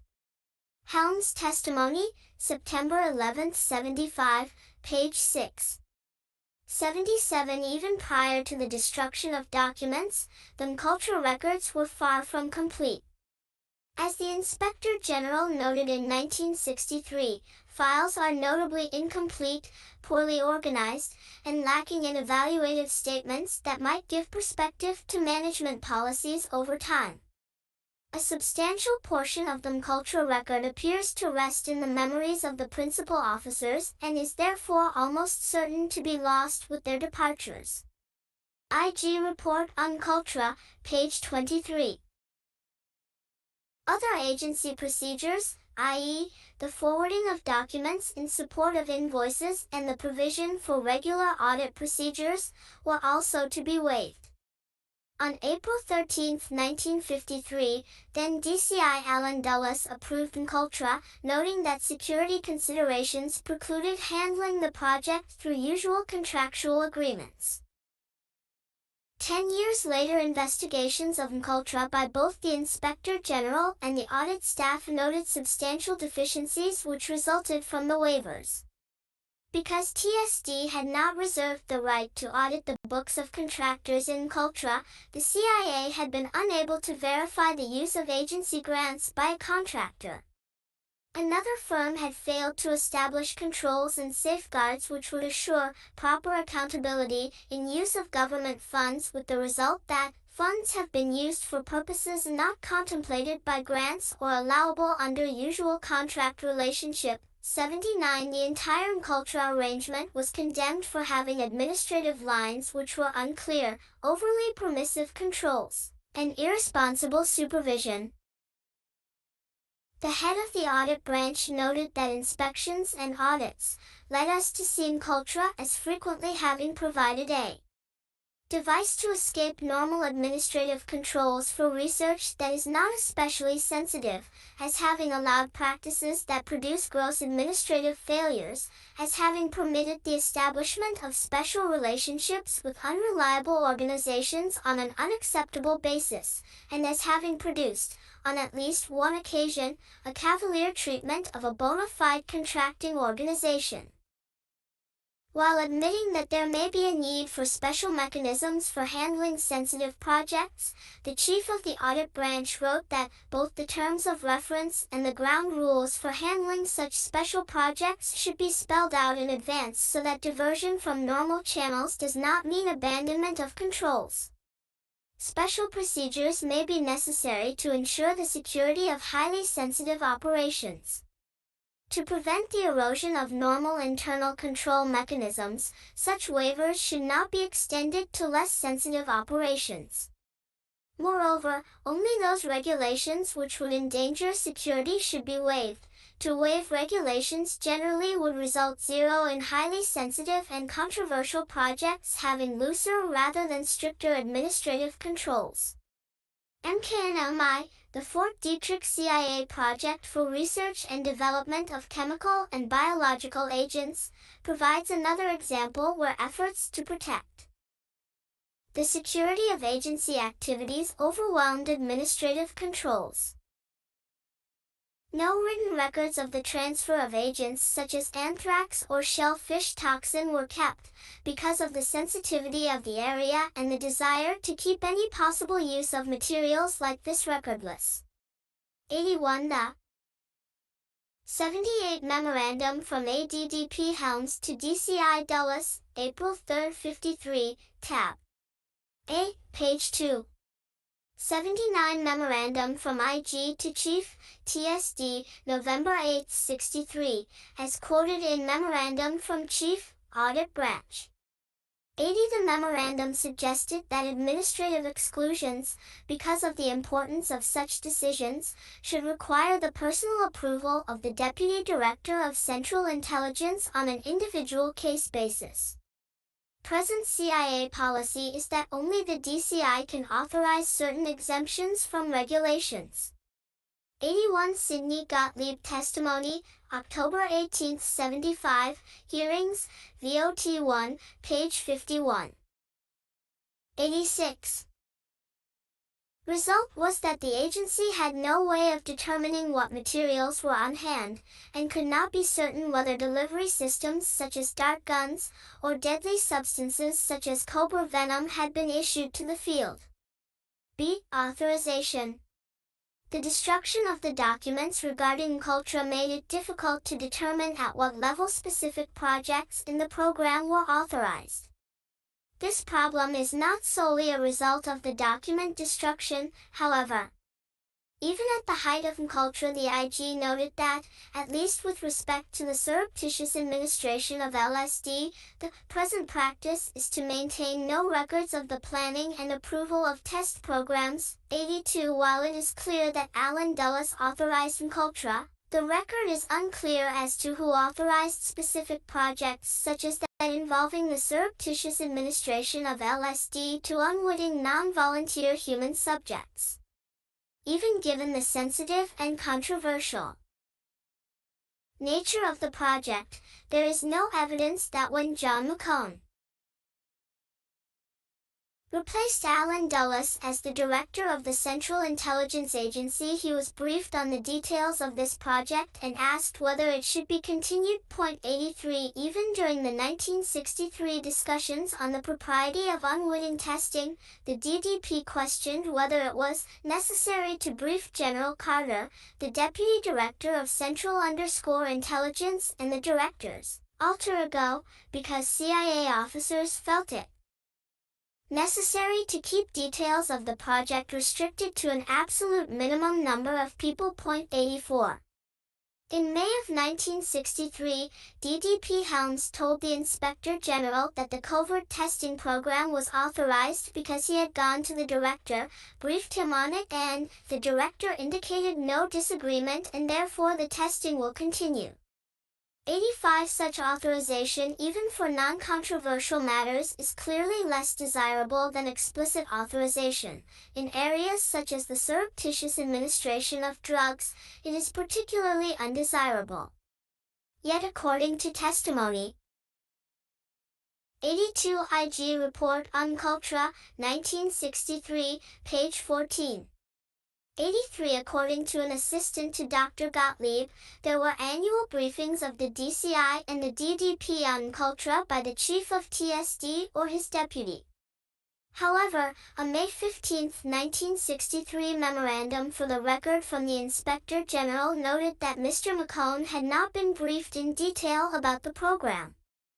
Mr. McCone's executive officer, Walter Elder, testified that it was perfectly apparent to me that neither Mr. McCone nor General Carter, then the DDCI, was aware of the surreptitious administration project, or if they had been briefed they had not understood it. Elder, December 18, 75, page 13. Mr. McCone testified that he did not know whether he talked to anyone about the project, but that no one had told him about it in a way that would have turned on all the lights. John McCone testimony, 2/3/76, page 10. 84. According to Eider's testimony, no deputy director, to my knowledge, has ever been briefed, or was it ever thought necessary to brief them to the extent to which you would brief the director. 85. IG Memorandum for the record. May 15, 63. On the question of authorization of the covert testing program, Elder testified as follows, but my reasonable judgment is that this was considered to be in the area of continuing approval, having once been approved by the director. The theory of authorization carrying over from one administration to the next seems particularly inappropriate for less visible, highly sensitive operations which, unless brought to his attention by subordinates, would not come to the attention of the director. Before the committee, authorization through lack of agreement is even more prevalent in sensitive situations. Point 86. The unauthorized retention of shellfish toxin by Dr. Nathan Gordon and his subordinates, in violation of a presidential directive, may have resulted from the failure of the director to issue written instructions to agency officials. The retention was not authorized by senior officials in the agency. The director, Mr. Helms, had instructed Mr. Karamessines, the Deputy Director of Plans, and Dr. Gottlieb, the Chief of Technical Services Division, to relinquish control to the Army of any chemical or biological agents being retained for the CIA at Fort Detrick. Dr. Gottlieb passed this instruction on to Dr. Gordon. While orders may be disregarded in any organization, one of the reasons that Dr. Gordon used to defend the retention was the fact that he had not received written instructions forbidding it. Point 87. In some situations, the existence of written instructions did not prevent unauthorized actions. According to an investigation by the CIA's Inspector General, TSD officers had been informed orally that Mr. Helms was to be advised at all times when LSD was to be used. In addition, TSD had received a memo advising the staff that LSD was not to be used without the permission of the DDP, Frank Wisner. The experiment involving Dr. Olson went ahead without notification of either Mr. Wisner or Mr. Helms. The absence of clear and immediate punishment for that act must undercut the force of other internal instructions and regulations. One last issue must be raised about authorization procedures within the agency. Chemical agents were used abroad until 1959 for discrediting or disabling operations, or for the purpose of interrogations with the approval of the Chief of Operations of the DDP. Later, the approval of the Deputy Director for Plans was required for such operations. Although the medical staff sought to be part of the approval process for these operations, they were excluded because, as the Inspector General wrote in 1957, operational determinations are the responsibility of the DDP, and it is he who should advise the DCI in these respects, just as it is he who is responsible for the results. It is completely unrealistic to consider assigning to the Chief Medical Staff what, in effect, would be authority over clandestine operations. 88. Given the expertise and training of physicians, participation of the medical staff might well have been useful. Questions about authorization also exist in regard to those agencies which assisted the CIA. For instance, the project involving the surreptitious administration of LSD to unwitting non-volunteer human subjects was conducted in coordination with the Bureau of Narcotics and Dangerous Drugs. There is some question as to the Commissioner of Narcotics' knowledge about the project. 86 Mr. Elder was asked whether the process of bringing forward a description of actions by the agency in getting approval through the absence of disagreement was a common one. He responded, "It was not uncommon. The more sensitive the project, the more likely it would lean toward being a common practice, based on the need to keep the written record to a minimum." 87 Nathan Gordon Testimony, 9/16/75, Hearings, Volume 1. 88 1957 IG Report. 88. In 1963, the Inspector General noted that the head of the BNDD had been briefed about the project, but the IG's report did not indicate the level of detail provided to him. Dr. Gottlieb testified that, "I remember meeting Mr. Anslinger and had the general feeling that he was aware." 89 Another CIA officer did not recall any discussion of testing on unwitting subjects when he and Dr. Gottlieb met with Commissioner Anslinger. In a memorandum for the record in 1967, Dr. Gottlieb stated that Harry Giordano, who replaced Mr. Anslinger, told Dr. Gottlieb that when he became commissioner he was only generally briefed on the arrangements, gave it his general blessing, and said he didn't want to know the details. The same memorandum states, however, that there were several comments which indicated to Dr. Gottlieb that Mr. Giordano was aware of the substance of the project. It is possible that the commissioner provided a general authorization for the arrangement without understanding what it entailed or considering its propriety. A reluctance to seek detailed information from the CIA, and the CIA's hesitancy to volunteer it, has been found in a number of instances during the Select Committee's investigations. This problem is not confined to the executive branch but has also marked congressional relationships with the agency. See, internal review. The waiver of regulations and the absence of documentation make it difficult to determine now who authorized which activities. More importantly, they made internal agency review mechanisms much less effective. 90 Controversial and highly sensitive projects which should have been subject to the most rigorous inspection lacked effective internal review. Given the role of the General Counsel and his reaction to the surreptitious administration of LSD to Dr. Olson, it would have seemed likely that he would be asked about the legality or propriety of any subsequent projects involving such administration. This was not done. He did not learn about this testing until the 1970s. Nor was the General Counsel's opinion sought on other MKUltra projects, though these had been characterized by the Inspector General in the 1957 report on TSD as unethical and illicit. 91 There is no mention in the report of the 1957 Inspector General's survey of TSD of the project involving the surreptitious administration of LSD. That project was apparently not brought to the attention of the survey team. The inspector who discovered it during the IG's 1963 survey of TSD recalls coming upon evidence of it inadvertently. 89 Gottlieb, October 18, 75, page 28.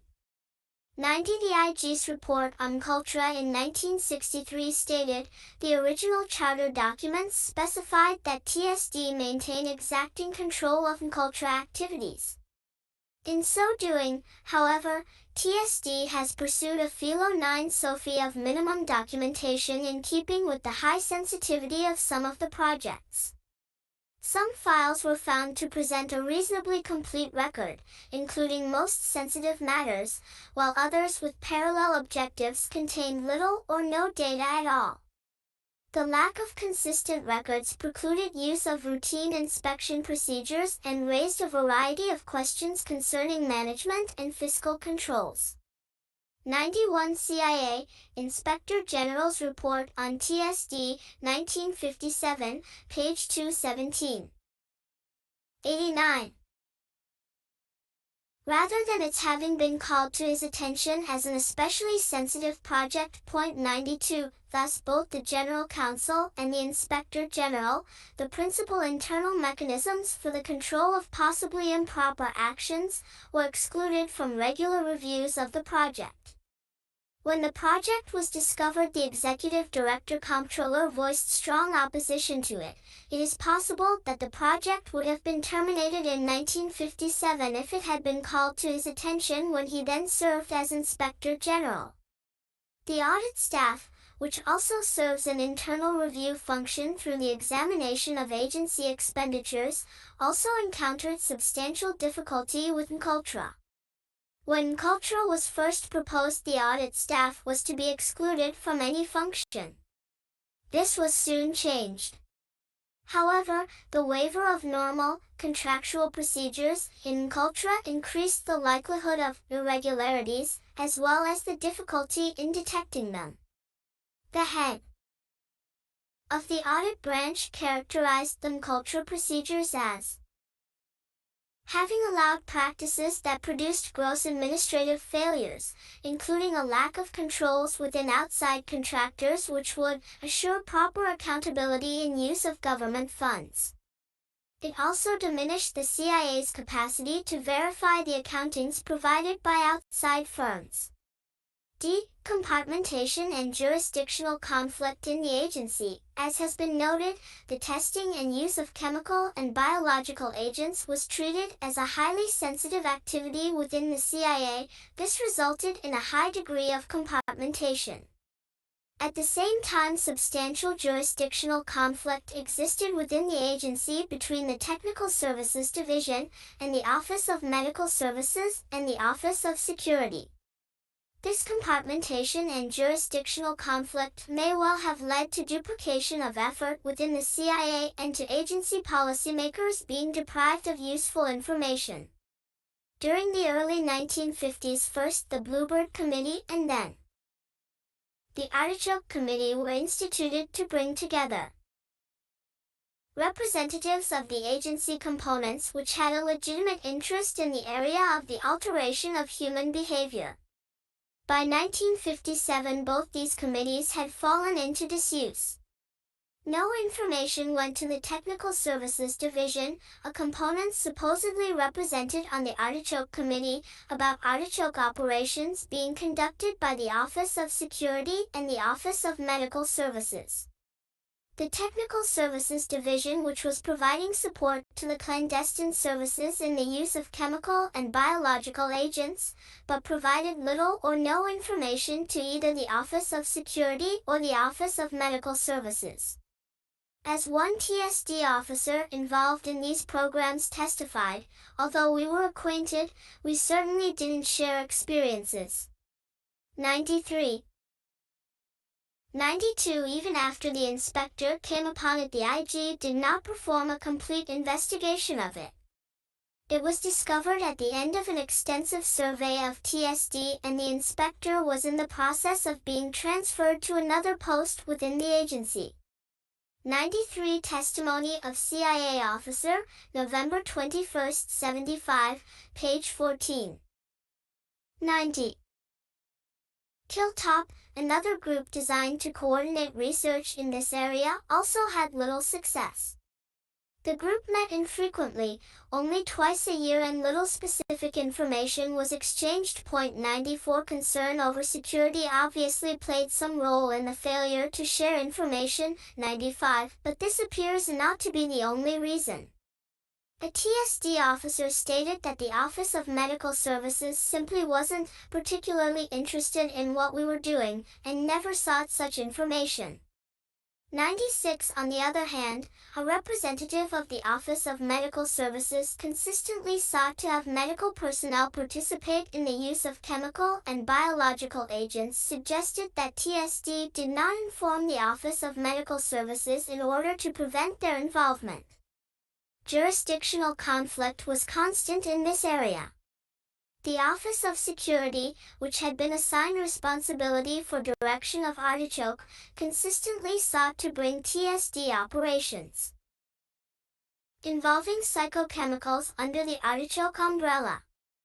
The Office of Medical Services sought to have OMS physicians advise and participate in the operational use of drugs. As the Inspector General described it in 1957, the basic issue is concerned with the extent of authority that should be exercised by the Chief Medical Staff over the activities of TSD which encroach upon or enter into the medical field, and which are conducted by TSD without seeking the prior approval of the Chief Medical Staff, and often without informing him of their nature and extent. 97 As was noted previously, because the projects and programs of TSD stemmed directly from operational needs controlled by the DDP, the IG recommended no further supervision of these activities by the medical staff. It is completely unrealistic to consider assigning to the Chief Medical Staff what, in effect, would be authority over clandestine operations. Furthermore, some of the activities of chemical division are not only unorthodox but unethical and sometimes illegal. The DDP is in a better position to evaluate the justification for such operations than the Chief Medical Staff. 98 Emphasis added. Because the advice of the Director of Security was needed for evaluating the risks involved in the programs, and because the knowledge that the CIA was engaging in unethical and illicit activities would have serious repercussions in political and diplomatic circles, the IG recommended that the Director of Security be fully advised of TSD's activities in these areas. Even after the Inspector General's report of 1957, the compartmentation and jurisdictional conflict continued. They may have had a substantial 94 The one set of minutes from a Hilltop meeting indicated that individuals in the Office of Medical Services stressed the need for more contact. 95 When asked why information on the surreptitious administration of LSD was not presented to the Artichoke Committee, Dr. Gottlieb responded, "I imagine the only reason would have been a concern for broadening the awareness of its existence." 96 CIA Officer, L. January 21, 75. p. 1497 IG Survey of TSD, 1957, page 217. 98 Ibid. 91. Negative impact on policymaking in the agency. As the Deputy Chief of the Counterintelligence Staff noted in 1958, due to the different positions taken by TSS, the Office of Security, and the Office of Medical Services on the use of chemical or biological agents, it was possible that the individual who authorized the use of a chemical or biological agent could be presented with incomplete facts upon which to make a decision relevant to its use. Even a committee set up by the DDP in 1958 to attempt to rationalize agency policy did not have access to records of testing and use. This was due, in part, to excessive compartmentation and jurisdictional conflict. See, covert testing on human subjects by military intelligence groups, Material Testing Program EA 1729, Project Third Chance, and Project Derby Hat. EA 1729 is the designator used in the Army Drug Testing Program for lysergic acid diethylamide, LSD. Interest in LSD was originally aroused at the Army's chemical warfare laboratories by open literature on the unusual effects of the compound. 99 The positive intelligence and counterintelligence potential envisioned for compounds like LSD, and suspected Soviet interest in such materials. 100 supported the development of an American military capability and resulted in experiments conducted jointly by the U.S. Army Intelligence Board and the Chemical Warfare Laboratories. These experiments, designed to evaluate potential intelligence uses of LSD, were known collectively as Material Testing Program EA 1729. Two projects of particular interest conducted as part of these experiments, Third Chance and Derby Hat, involved the administration of LSD to unwitting subjects in Europe and the Far East. In many respects, the Army's testing programs duplicated research, which had already been conducted by the CIA. They certainly involved the risks inherent in the early phases of drug testing. In the Army's tests, as with those of the CIA, individual rights were also subordinated to national security considerations. Informed consent and follow-up examinations of subjects were neglected in efforts to maintain the secrecy of the tests. Finally, the command and control problems which were apparent in the CIA's programs are paralleled by a lack of clear authorization and supervision in the Army's programs. 99 U.S. NTC Staff Study, Material Testing Program, EA 1729, October 15, 59, p. 100. This same U.S. NTC study cited, a 1952, several years prior to initial U.S. interest in LSD, 25, report that the Soviets purchased a large quantity of LSD, 25 from the Sandoz Company in 1951, reputed to be sufficient for 50 million doses. Ibid, page 16.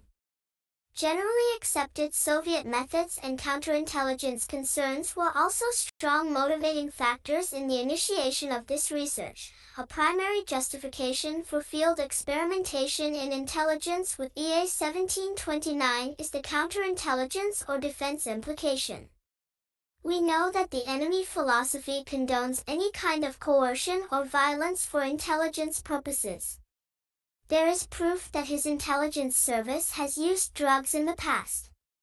There is strong evidence of keen interest in EA 1729 by him, if for no other purpose than to know what to expect from enemy intelligence use of the material and to, thus, be prepared to counter it. Field experimentation is justified. Ibid, page 34. 92. 1. Scope of testing. Between 1955 and 1958, research was initiated by the Army Chemical Corps to evaluate the potential for LSD as a chemical warfare incapacitating agent. In the course of this research, LSD was administered to more than 1,000 American volunteers who then participated in a series of tests designed to ascertain the effects of the drug on their ability to function as soldiers. With the exception of one set of tests at Fort Bragg, these and subsequent laboratory experiments to evaluate chemical warfare potential were conducted at the Army Chemical Warfare Laboratories, Edgewood, Maryland. In 1958, a new series of laboratory tests were initiated at Edgewood. These experiments were conducted as the initial phase of Material Testing Program EA 1729 to evaluate the intelligence potential of LSD, and included LSD tests on 95 volunteers. 101 As part of these tests, 3 structured experiments were conducted. 1. LSD was administered surreptitiously at a simulated social reception to volunteer subjects who were unaware of the purpose or nature of the tests in which they were participating. 2. LSD was administered to volunteers who were subsequently polygraphed. And 3. LSD was administered to volunteers who were then confined to isolation chambers. These structured experiments were designed to evaluate the validity of the traditional security training all subjects had undergone in the face of unconventional, drug-enhanced interrogations. At the conclusion of the laboratory test phase of Material Testing Program, EA 1729 in 1960, the Army Assistant Chief of Staff for Intelligence, ACSI, authorized operational field testing of LSD. The first field tests were conducted in Europe by an Army Special Purpose Team, SPT, during the period from May to August of 1961. These tests were known as Project Third Chance and invoked 11 separate interrogations of 10 subjects. None of the subjects were volunteers and none were aware that they were to receive LSD. All but one subject, a U.S. soldier implicated in the theft of classified documents, were alleged to be foreign intelligence sources or agents. While interrogations of these individuals were only moderately successful, at least one subject, the U.S. soldier, exhibited symptoms of severe paranoia while under the influence of the drug. The second series of field tests, Project Derby Hat, were conducted by an Army SPT in the Far East during the period from August to November of 1962. 7 subjects were interrogated under Derby Hat, all of whom were foreign nationals either suspected of dealing in narcotics or implicated in foreign intelligence operations. The purpose of this second set of experiments was to collect additional data on the utility of LSD in field interrogations, and to evaluate any different effects the drug might have on Orientals. 101 Inspector General of the Army Report. Use of volunteers in chemical agent research, March 10, 76. Page 138. 93. 2. Inadequate coordination among intelligence agencies. On October 15, 1959, the U.S. Army Intelligence Center prepared lengthy staff study on material testing program EA-1729. The stated purpose of the staff study was to determine the desirability of EA-1729 on non-U.S. subjects in selected actual operations under controlled conditions. Point 102. It was on the basis of this study that operational field tests were later conducted. After noting that the chemical warfare laboratories began experiments with LSD on humans in 1955 and had administered the drug to over 1,000 volunteers, the background section of the study concluded, there has not been a single case of residual ill effect. Study of the prolific scientific literature on LSD-25 and personal communication between U.S. Army Chemical Corps personnel and other researchers in this field have failed to disclose an authenticated instance of irreversible change being produced in normal humans by the drug. Point 103. This conclusion was reached despite an awareness that there were inherent medical dangers in such experimentation. In the body of this same study, it is noted that the view has been expressed that EA-1729 is a potentially dangerous drug, whose pharmaceutical actions are not fully understood, and there has been cited the possibility of the continuance of a chemically induced psychosis in chronic form, particularly if a latent schizophrenic were a subject, with consequent claim or representation against the U.S. government. Point 104. An attempt was made to minimize potential medical hazards by careful selection of subjects prior to field tests. Rejecting evidence that the drug might be hazardous, the study continued. The claim of possible permanent damage caused by EA-1729 is an unproven hypothesis based on the characteristic effect of the material.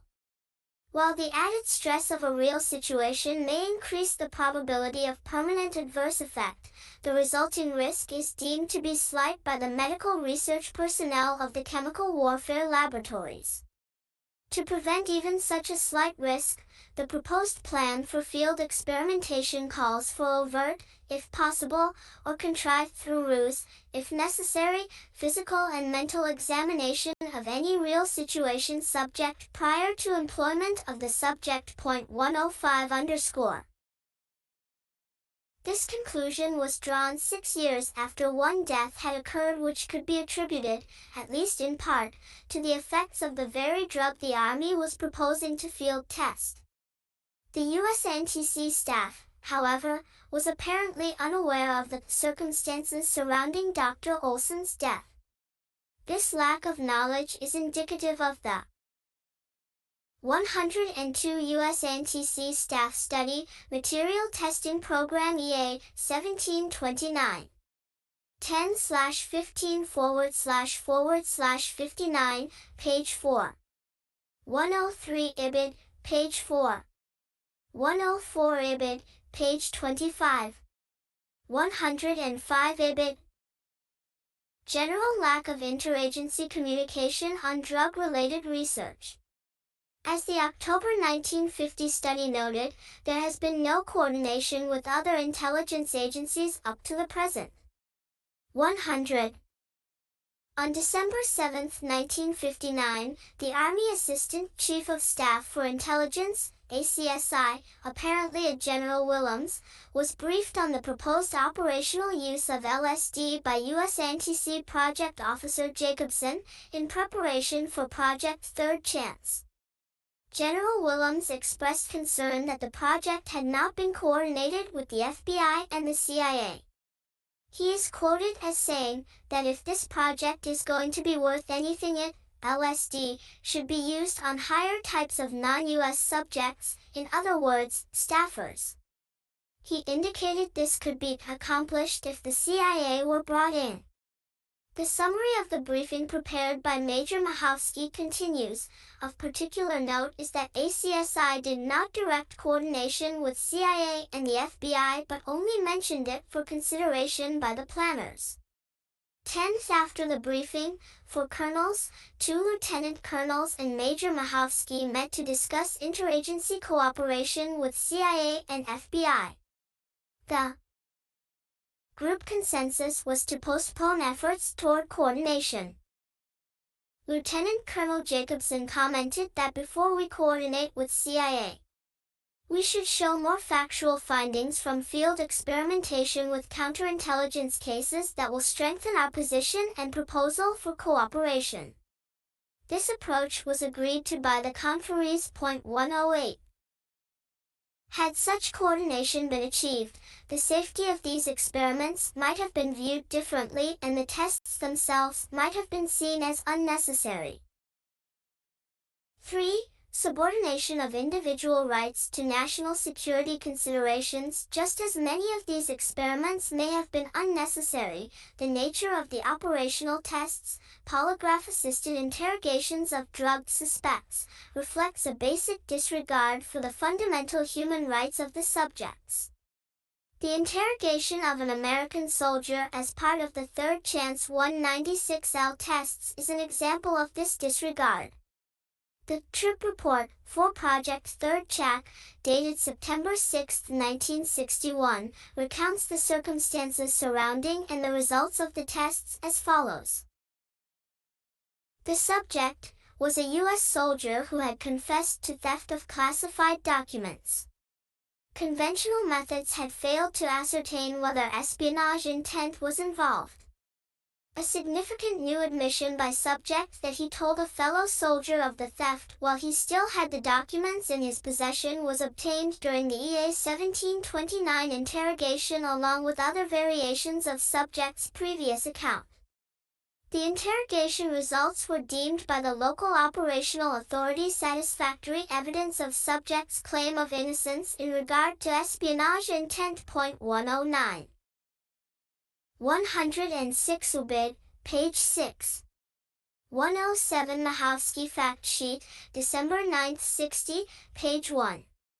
108 IBID, page 2. 100 SPT Trip Report, Operation Third Chance, September 6, 61, page 5. The subject apparently reacted very strongly to the drug, and the interrogation, while productive, was difficult. The trip report concluded. 1. This case demonstrated the ability to interrogate a subject profitably throughout a highly sustained and almost incapacitating reaction to EA 1729. 2. The apparent value of bringing a subject into the EA 1729 situation in a highly stressed state was indicated. 3. The usefulness of employing as a duress factor the device of inviting the subject's attention to his EA 1729 influenced state and threatening to extend this state indefinitely even to a permanent condition of insanity, or to bring it to an end at the discretion of the interrogators was shown to be effective. 4. The need for pre-planned precautions against extreme paranoiac reaction to EA 1729 was indicated. 5. It was brought to attention by this case that where subject has undergone extended intensive interrogation prior to the EA 1729 episode and has persisted in aversion repeatedly during conventional interrogation, adherence to the same version while under EA 1729 influence, however extreme.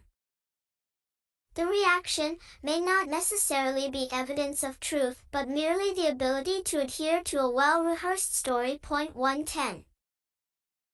This strong reaction to the drug and the accompanying discomfort this individual suffered were exploited by the use of traditional interrogation techniques.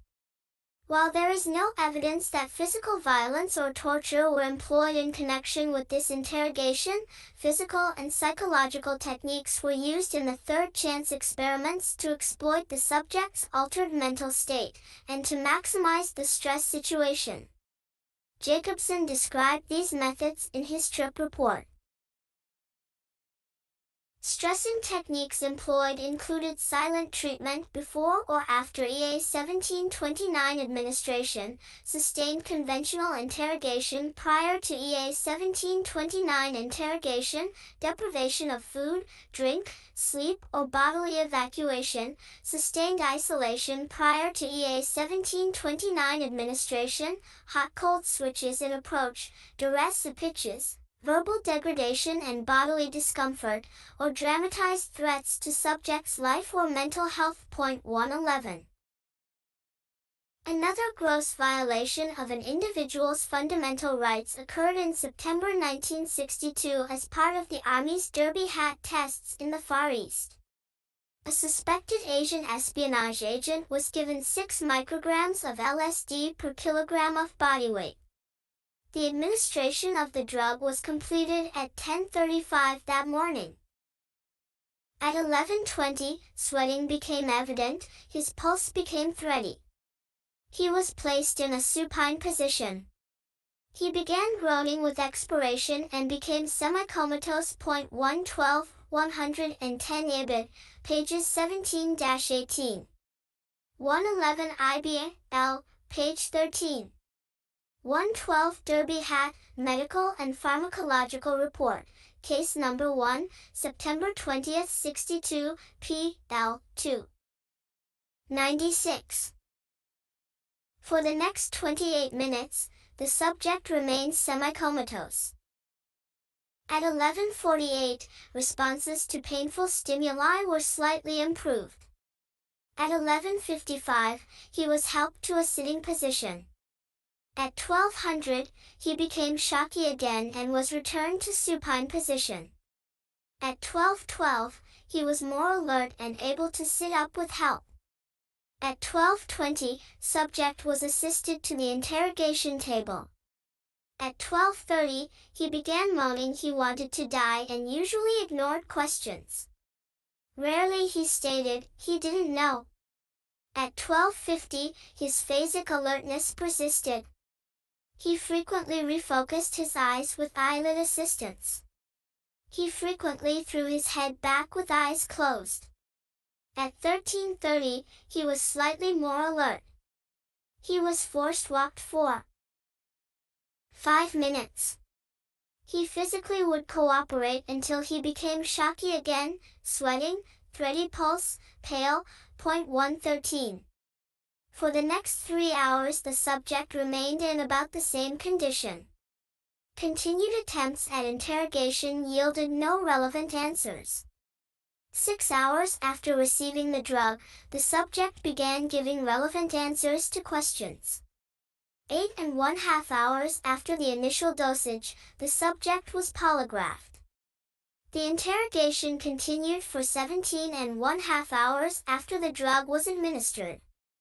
There was some psychological and medical screening of the individuals tested within the United States, in Europe, and in Asia.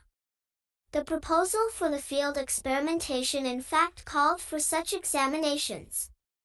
The fact of pre-screening did not eliminate the risk of injury. The availability of medical staff did, however, limit injury and may well have prevented the death of one or more of the subjects. As the medical corps member of the team which surreptitiously administered the LSD noted, one subject did collapse. After the interrogation, and the presence of the medical officer was not only of value to the subject but to the interrogation team, who were thus assured that an unnecessary untoward result would not occur. 114 In the October 15, 1959, U.S. Anti-C staff study, moral and legal ramifications of covert administration of LSD in field conditions were considered. It was always a tenet of Army intelligence that the basic American principle of the dignity and welfare of the individual will not be violated. A more meticulous regard for the prohibition against violence or duress is taken in practice when the suspect is a U.S. citizen or ally as against an actual or potential enemy, in peace as against war, and in respect to the nature of the crime. In intelligence, the stakes involved and the interests of national security may permit a more tolerant interpretation of moral ethical values, but not legal limits, through necessity, any claim. 113 Lubid, p. DL 0-3. 114 SPT Trip Report, Operation Third Chance, July 25, 61, page 1. Against the U.S. government for alleged injury due to EA 1729 must be legally shown to have been due to the material. Proper security and appropriate operational techniques can protect the fact of employment of EA 1729.116. On the basis of this evaluation, the study concluded that in view of the stakes involved and the interests of national security, the proposed plan for field testing should be approved. The surreptitious administration of drugs to unwitting subjects by the Army raises serious constitutional and legal issues. The consideration given these issues by the Army was wholly insufficient. The character of the Army's volunteer testing program and the possibility that drugs were simply substituted for other forms of violence or duress in field interrogations raises serious doubts as to whether national security imperatives were properly interpreted. The consent forms which each American volunteer signed prior to the administration of LSD are case in point.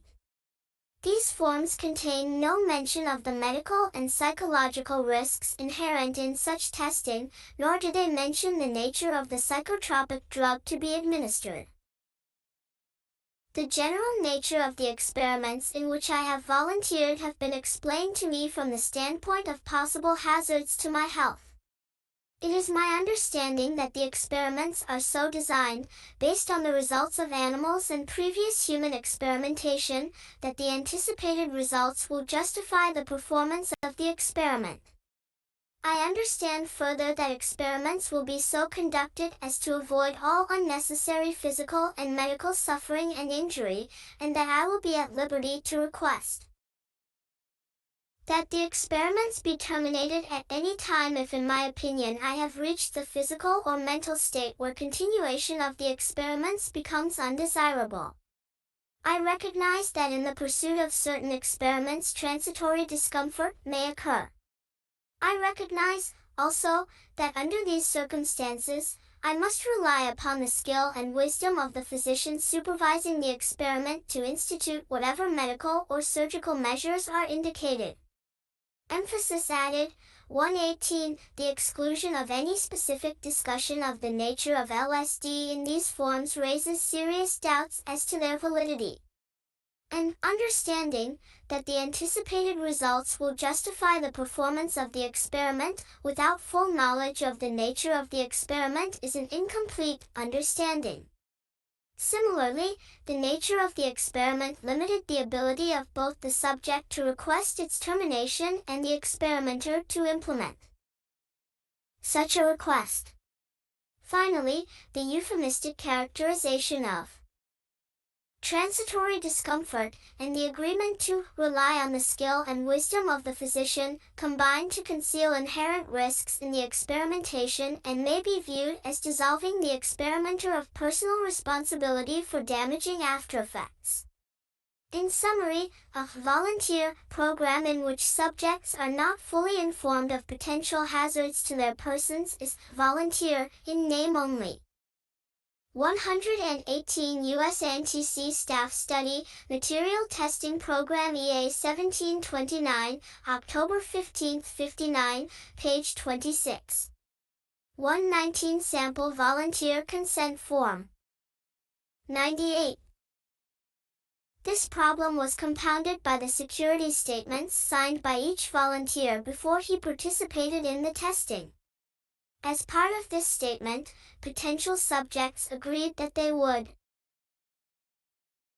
not divulge or make available any information related to U.S. Army Intelligence Center interest or participation in the Department of the Army Medical Research Volunteer Program to any individual, nation, organization, business, association, or other group or entity not officially authorized to receive such information.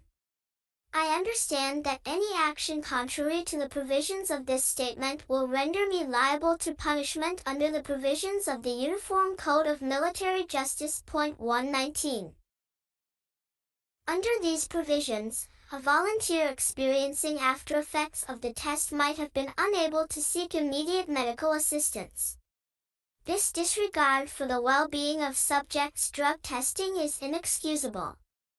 Further, the absence of any comprehensive long-term medical assistance for the subjects of these experiments is not only unscientific, it is also unprofessional. For lack of normal authorization and supervision, it is apparent from documents supplied to the committee that the Army's testing programs often operate under informal and non-routine authorization. Potentially dangerous operations such as these testing programs are the very projects which ought to be subject to the closest internal scrutiny at the highest levels of the military command structure. There are numerous examples of inadequate review, partial consideration, and incomplete approval in the administration of these programs. When the first Army program to use LSD on American soldiers in field stations was authorized in May 1955, the Army violated its own procedures in obtaining approval. Under Army Chief of Staff Memorandum 385, such proposals were to be personally approved by the Secretary of the Army. Although the plan was submitted to him on April 26, 1956, the Secretary issued no written authorization for the project, and there is no evidence that he either reviewed or approved the plan. Less than a month later, the Army Chief of Staff issued a memorandum authorizing the tests. 120 Subsequent testing of LSD under Material Testing Program EA 1729 operated generally under this authorization. When the plans for this testing were originally discussed in early 1958 by officials of the Army Intelligence Center at Fort Holabird and representatives of the Chemical Warfare Center at Edgewood Arsenal, an informal proposal was formulated. This proposal was submitted to the Medical Research Directorate at Edgewood by the Resident of the Army Intelligence Board on June 3, 1958.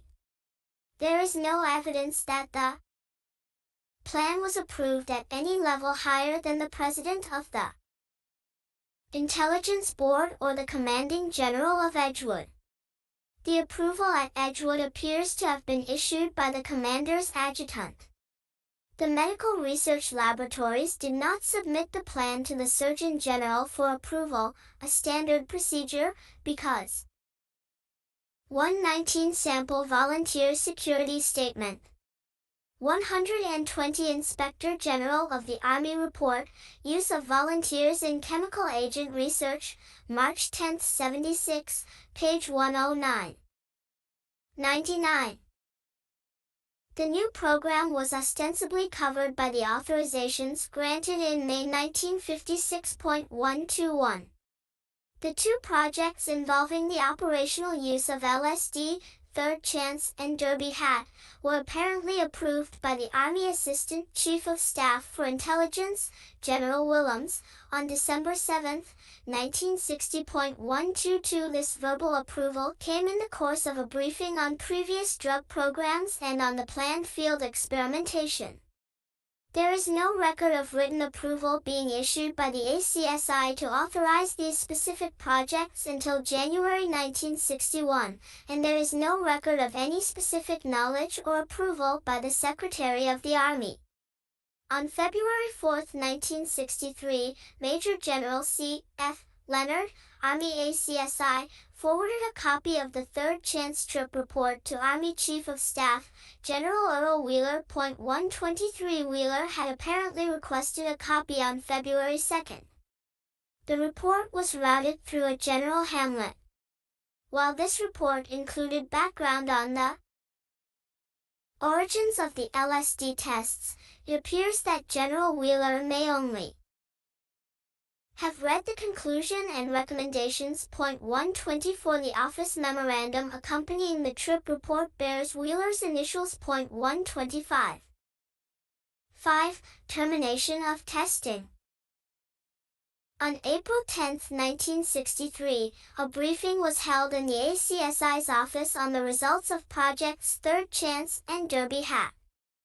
Both SPTs concluded that more field testing was required before LSD could be utilized as an integral aid to counterintelligence interrogations.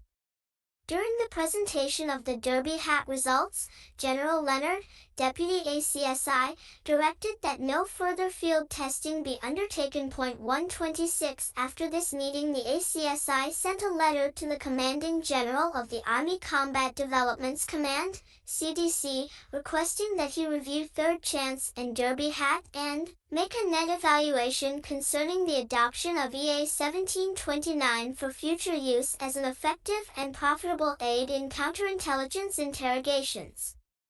121 On the same day, the ACSI requested that the CDC commander revise Regu 1 Asian FM 30-17 to read in part.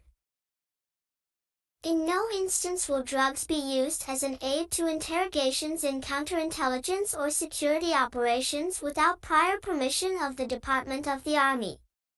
Requests to use drugs as an investigative aid will be forwarded through intelligence channels to the OACSI, DA, for approval.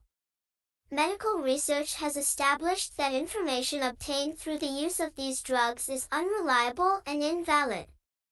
It is considered that DA, Army, approval must be a prerequisite for use of such drugs because of the moral, legal, medical, and political problems inherent in their use for intelligence purposes. 128.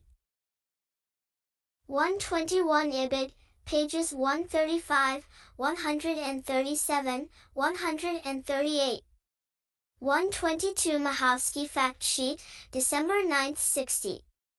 123 Memorandum from Leonard to Wheeler, February 4, 63. 124 SGS Memorandum to Wheeler through Hamlet, February 5, 63. 125 IBID. 126 Major F. Barnett, Memorandum for the Record. August 12, 63. 127 Yamaki Memorandum for the Record, July 16, 63. 10. 012 Agibid. 101.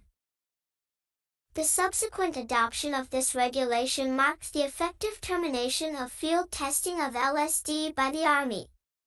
The official termination date of these testing programs is rather unclear, but a later ACSI memo indicates that it may have occurred in September of 1963. On the 19th of that month, a meeting was held between Dr. Van Sims, Edgewood Arsenal, Major Clovis, Chemical Research Laboratory, and ACSI representatives, General de Holm and Colonel Schmidt. As a result of this conference, a determination was made to suspend the program and any further activity pending a more profitable and suitable use. 129. D. Cooperation and competition among the intelligence community agencies and between these agencies and other individuals and institutions. 1. Relationships among agencies within the intelligence community. Relationships among intelligence community agencies in this area varied considerably over time, ranging from full cooperation to intense and wasteful competition. The early period was marked by a high degree of cooperation among the agencies of the intelligence community. Although the military-dominated research involving chemical and biological agents, the information developed was shared with the FBI and the CIA. But the spirit of cooperation did not continue. The failure by the military to share information apparently breached the spirit, if not the letter, of commands from above. As noted above, the Army Assistant Chief of Staff for Intelligence was briefed on the proposed operational testing of LSD under Project Third Chance, and expressed concern that the project had not been coordinated with FBI and CIA. Despite this request, no coordination was achieved between the Army and either of these agencies. Had such cooperation been forthcoming, this project may have been evaluated in a different light. The competition between the agencies in this area reached bizarre levels. A military officer told a CIA representative in confidence about the military's field testing of LSD in Europe under Project Third Chance, and the CIA promptly attempted to learn surreptitiously the nature and extent of the program. At roughly the same time, Mr. Helms argued to the DDCI that the unwitting testing program should be continued, as it contributed to the CIA's capability in the area and thus allowed the CIA to restrain others in the intelligence community, such as the Department of Defense, from pursuing operations. 130. The MKNOMI program was also marked by a failure to share information. The Army Special Forces, the principal customer of the Special Operations Division at Fort Detrick, and the CIA rather than attempting to coordinate their efforts, promulgated different requirements which varied only slightly.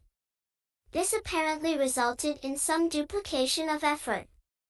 In order to ensure the security of CIA operations, the agency would request materials from SOD for operational use without fully or accurately describing the operational requirements. This resulted in limitations on SOD's ability to assist the CIA. 129. Undated ASCI Memorandum, page 2. 130. Memorandum from the DDP to the DCI, November 9, 64, J.I. 2. 93. Relationships between the intelligence community agencies and foreign liaison services. The subjects of the CIA's operational testing of chemical and biological agents abroad were generally being held for interrogation by foreign intelligence or security organizations. Although information about the use of drugs was generally withheld from these organizations, cooperation with them necessarily jeopardized the security of CIA interest in these materials. Cooperation also placed the American government in a position of complicity in actions which violated the rights of the subjects, and which may have violated the laws of the country in which the experiments took place. Cooperation between the intelligence agencies and organizations in foreign countries was not limited to relationships with the intelligence or internal security organizations. Some MKUltra data research was conducted abroad. While this is, in itself, not a questionable practice, it is important that such research abroad not be undertaken to evade American laws. That this was a possibility is suggested by an Artichoke memorandum in which it is noted that working with the scientists of a foreign country might be very advantageous, since that government permitted certain activities which were not permitted by the United States government, i.e., experiments on anthrax, etc. 131.3. The relationships between the intelligence community agencies and other agencies of the U.S. government. Certain U.S. government agencies actively assisted the efforts of intelligence agencies in this area. One form of assistance was to provide cover for research contracts led by intelligence agencies, in order to disguise intelligence community interest in chemical and biological agents. Other forms of assistance raise more serious questions. Although the CIA's project involving the surreptitious administration of LSD was conducted by Bureau of Narcotics personnel, there was no open connection between the Bureau personnel and the agency. The Bureau was serving as a cutout in order to make it difficult to trace agency participation. The cutout arrangement, however, reduced the CIA's ability to control the program. The agency could not control the process by which subjects were selected and cultivated, and could not regulate follow-up after the testing. Moreover, as the CIA's Inspector General noted, the handling of test subjects in the last analysis rests with the Bureau of Narcotics agent working alone. Suppression of knowledge of critical results from the top CIA management is an inherent risk in these operations. 132. The arrangement also made it impossible for the agency to be certain that the decision to end the surreptitious administration of LSD would be honored by the Bureau personnel. The arrangement with the Bureau of Narcotics was described as informal. 133. The informality of the arrangement compounded the problem is aggravated by the fact that the 40 Committee has had veer. 131. Artichoke Memorandum, June 13, 52. 132. IG Report MKUltra. 1963, page 14. 133. IBID. This was taken by one agency official to mean that there would be no written contract and no formal mechanism for payment. Elder, December 18, 75, page 31. 422. Apparent unwillingness on the part of the Bureau's leadership to ask for details, and the CLA's hesitation in volunteering information. These problems raise serious questions of command and control within the Bureau. 4. Relationships between the intelligence community agencies and other institutions and individuals, public and private. The Inspector General's 1963 survey of MKUltra noted that the research and development phase was conducted through standing arrangements with specialists in universities, pharmaceutical houses, hospitals, state and federal institutions, and private research organizations, in a manner which concealed from the institution the interests of the CIA. Only a few key individuals in each institution were made witting of agency sponsorship. The research and development phase was succeeded by a phase involving physicians, toxicologists, and other specialists in mental, narcotics, and general hospitals and prisons, who are provided the products and findings of the basic research projects and proceed with intensive testing on human subjects. 134. According to the Inspector General, the MKUltra testing programs were conducted under accepted scientific procedures, where health permits, test subjects are voluntary participants in the programs. 135. This was clearly not true. In the project involving the surreptitious administration of LSD, which was marked by a complete lack of screening, medical supervision, opportunity to observe, or medical or psychological follow-up, the intelligence agencies allowed individual researchers to design their project.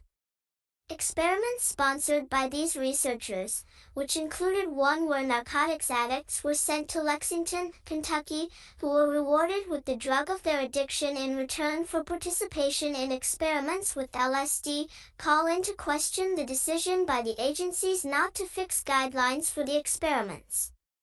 The MKUltra Research and Development Program raises other questions, as well. It is not clear whether individuals in prisons, mental, narcotics and general hospitals can provide informed consent to participation in experiments such as these. There is doubt as to whether institutions should be unwitting of the ultimate sponsor of research being done in their facilities. The nature of the arrangements also made it impossible for the individuals who were not aware of the sponsor of the research to exercise any choice about their participation based on the sponsoring organization. Although greater precautions are now being taken in research conducted in behalf of the intelligence community agencies, the dilemma of classification remains. These agencies obviously wish to conceal their interest in certain forms of research in order to avoid stimulating interest in the same areas by hostile governments. In some cases today, contractors or researchers wish to conceal their connection with these agencies. Yet the fact of classification prevents open discussion and debate upon which scholarly work depends.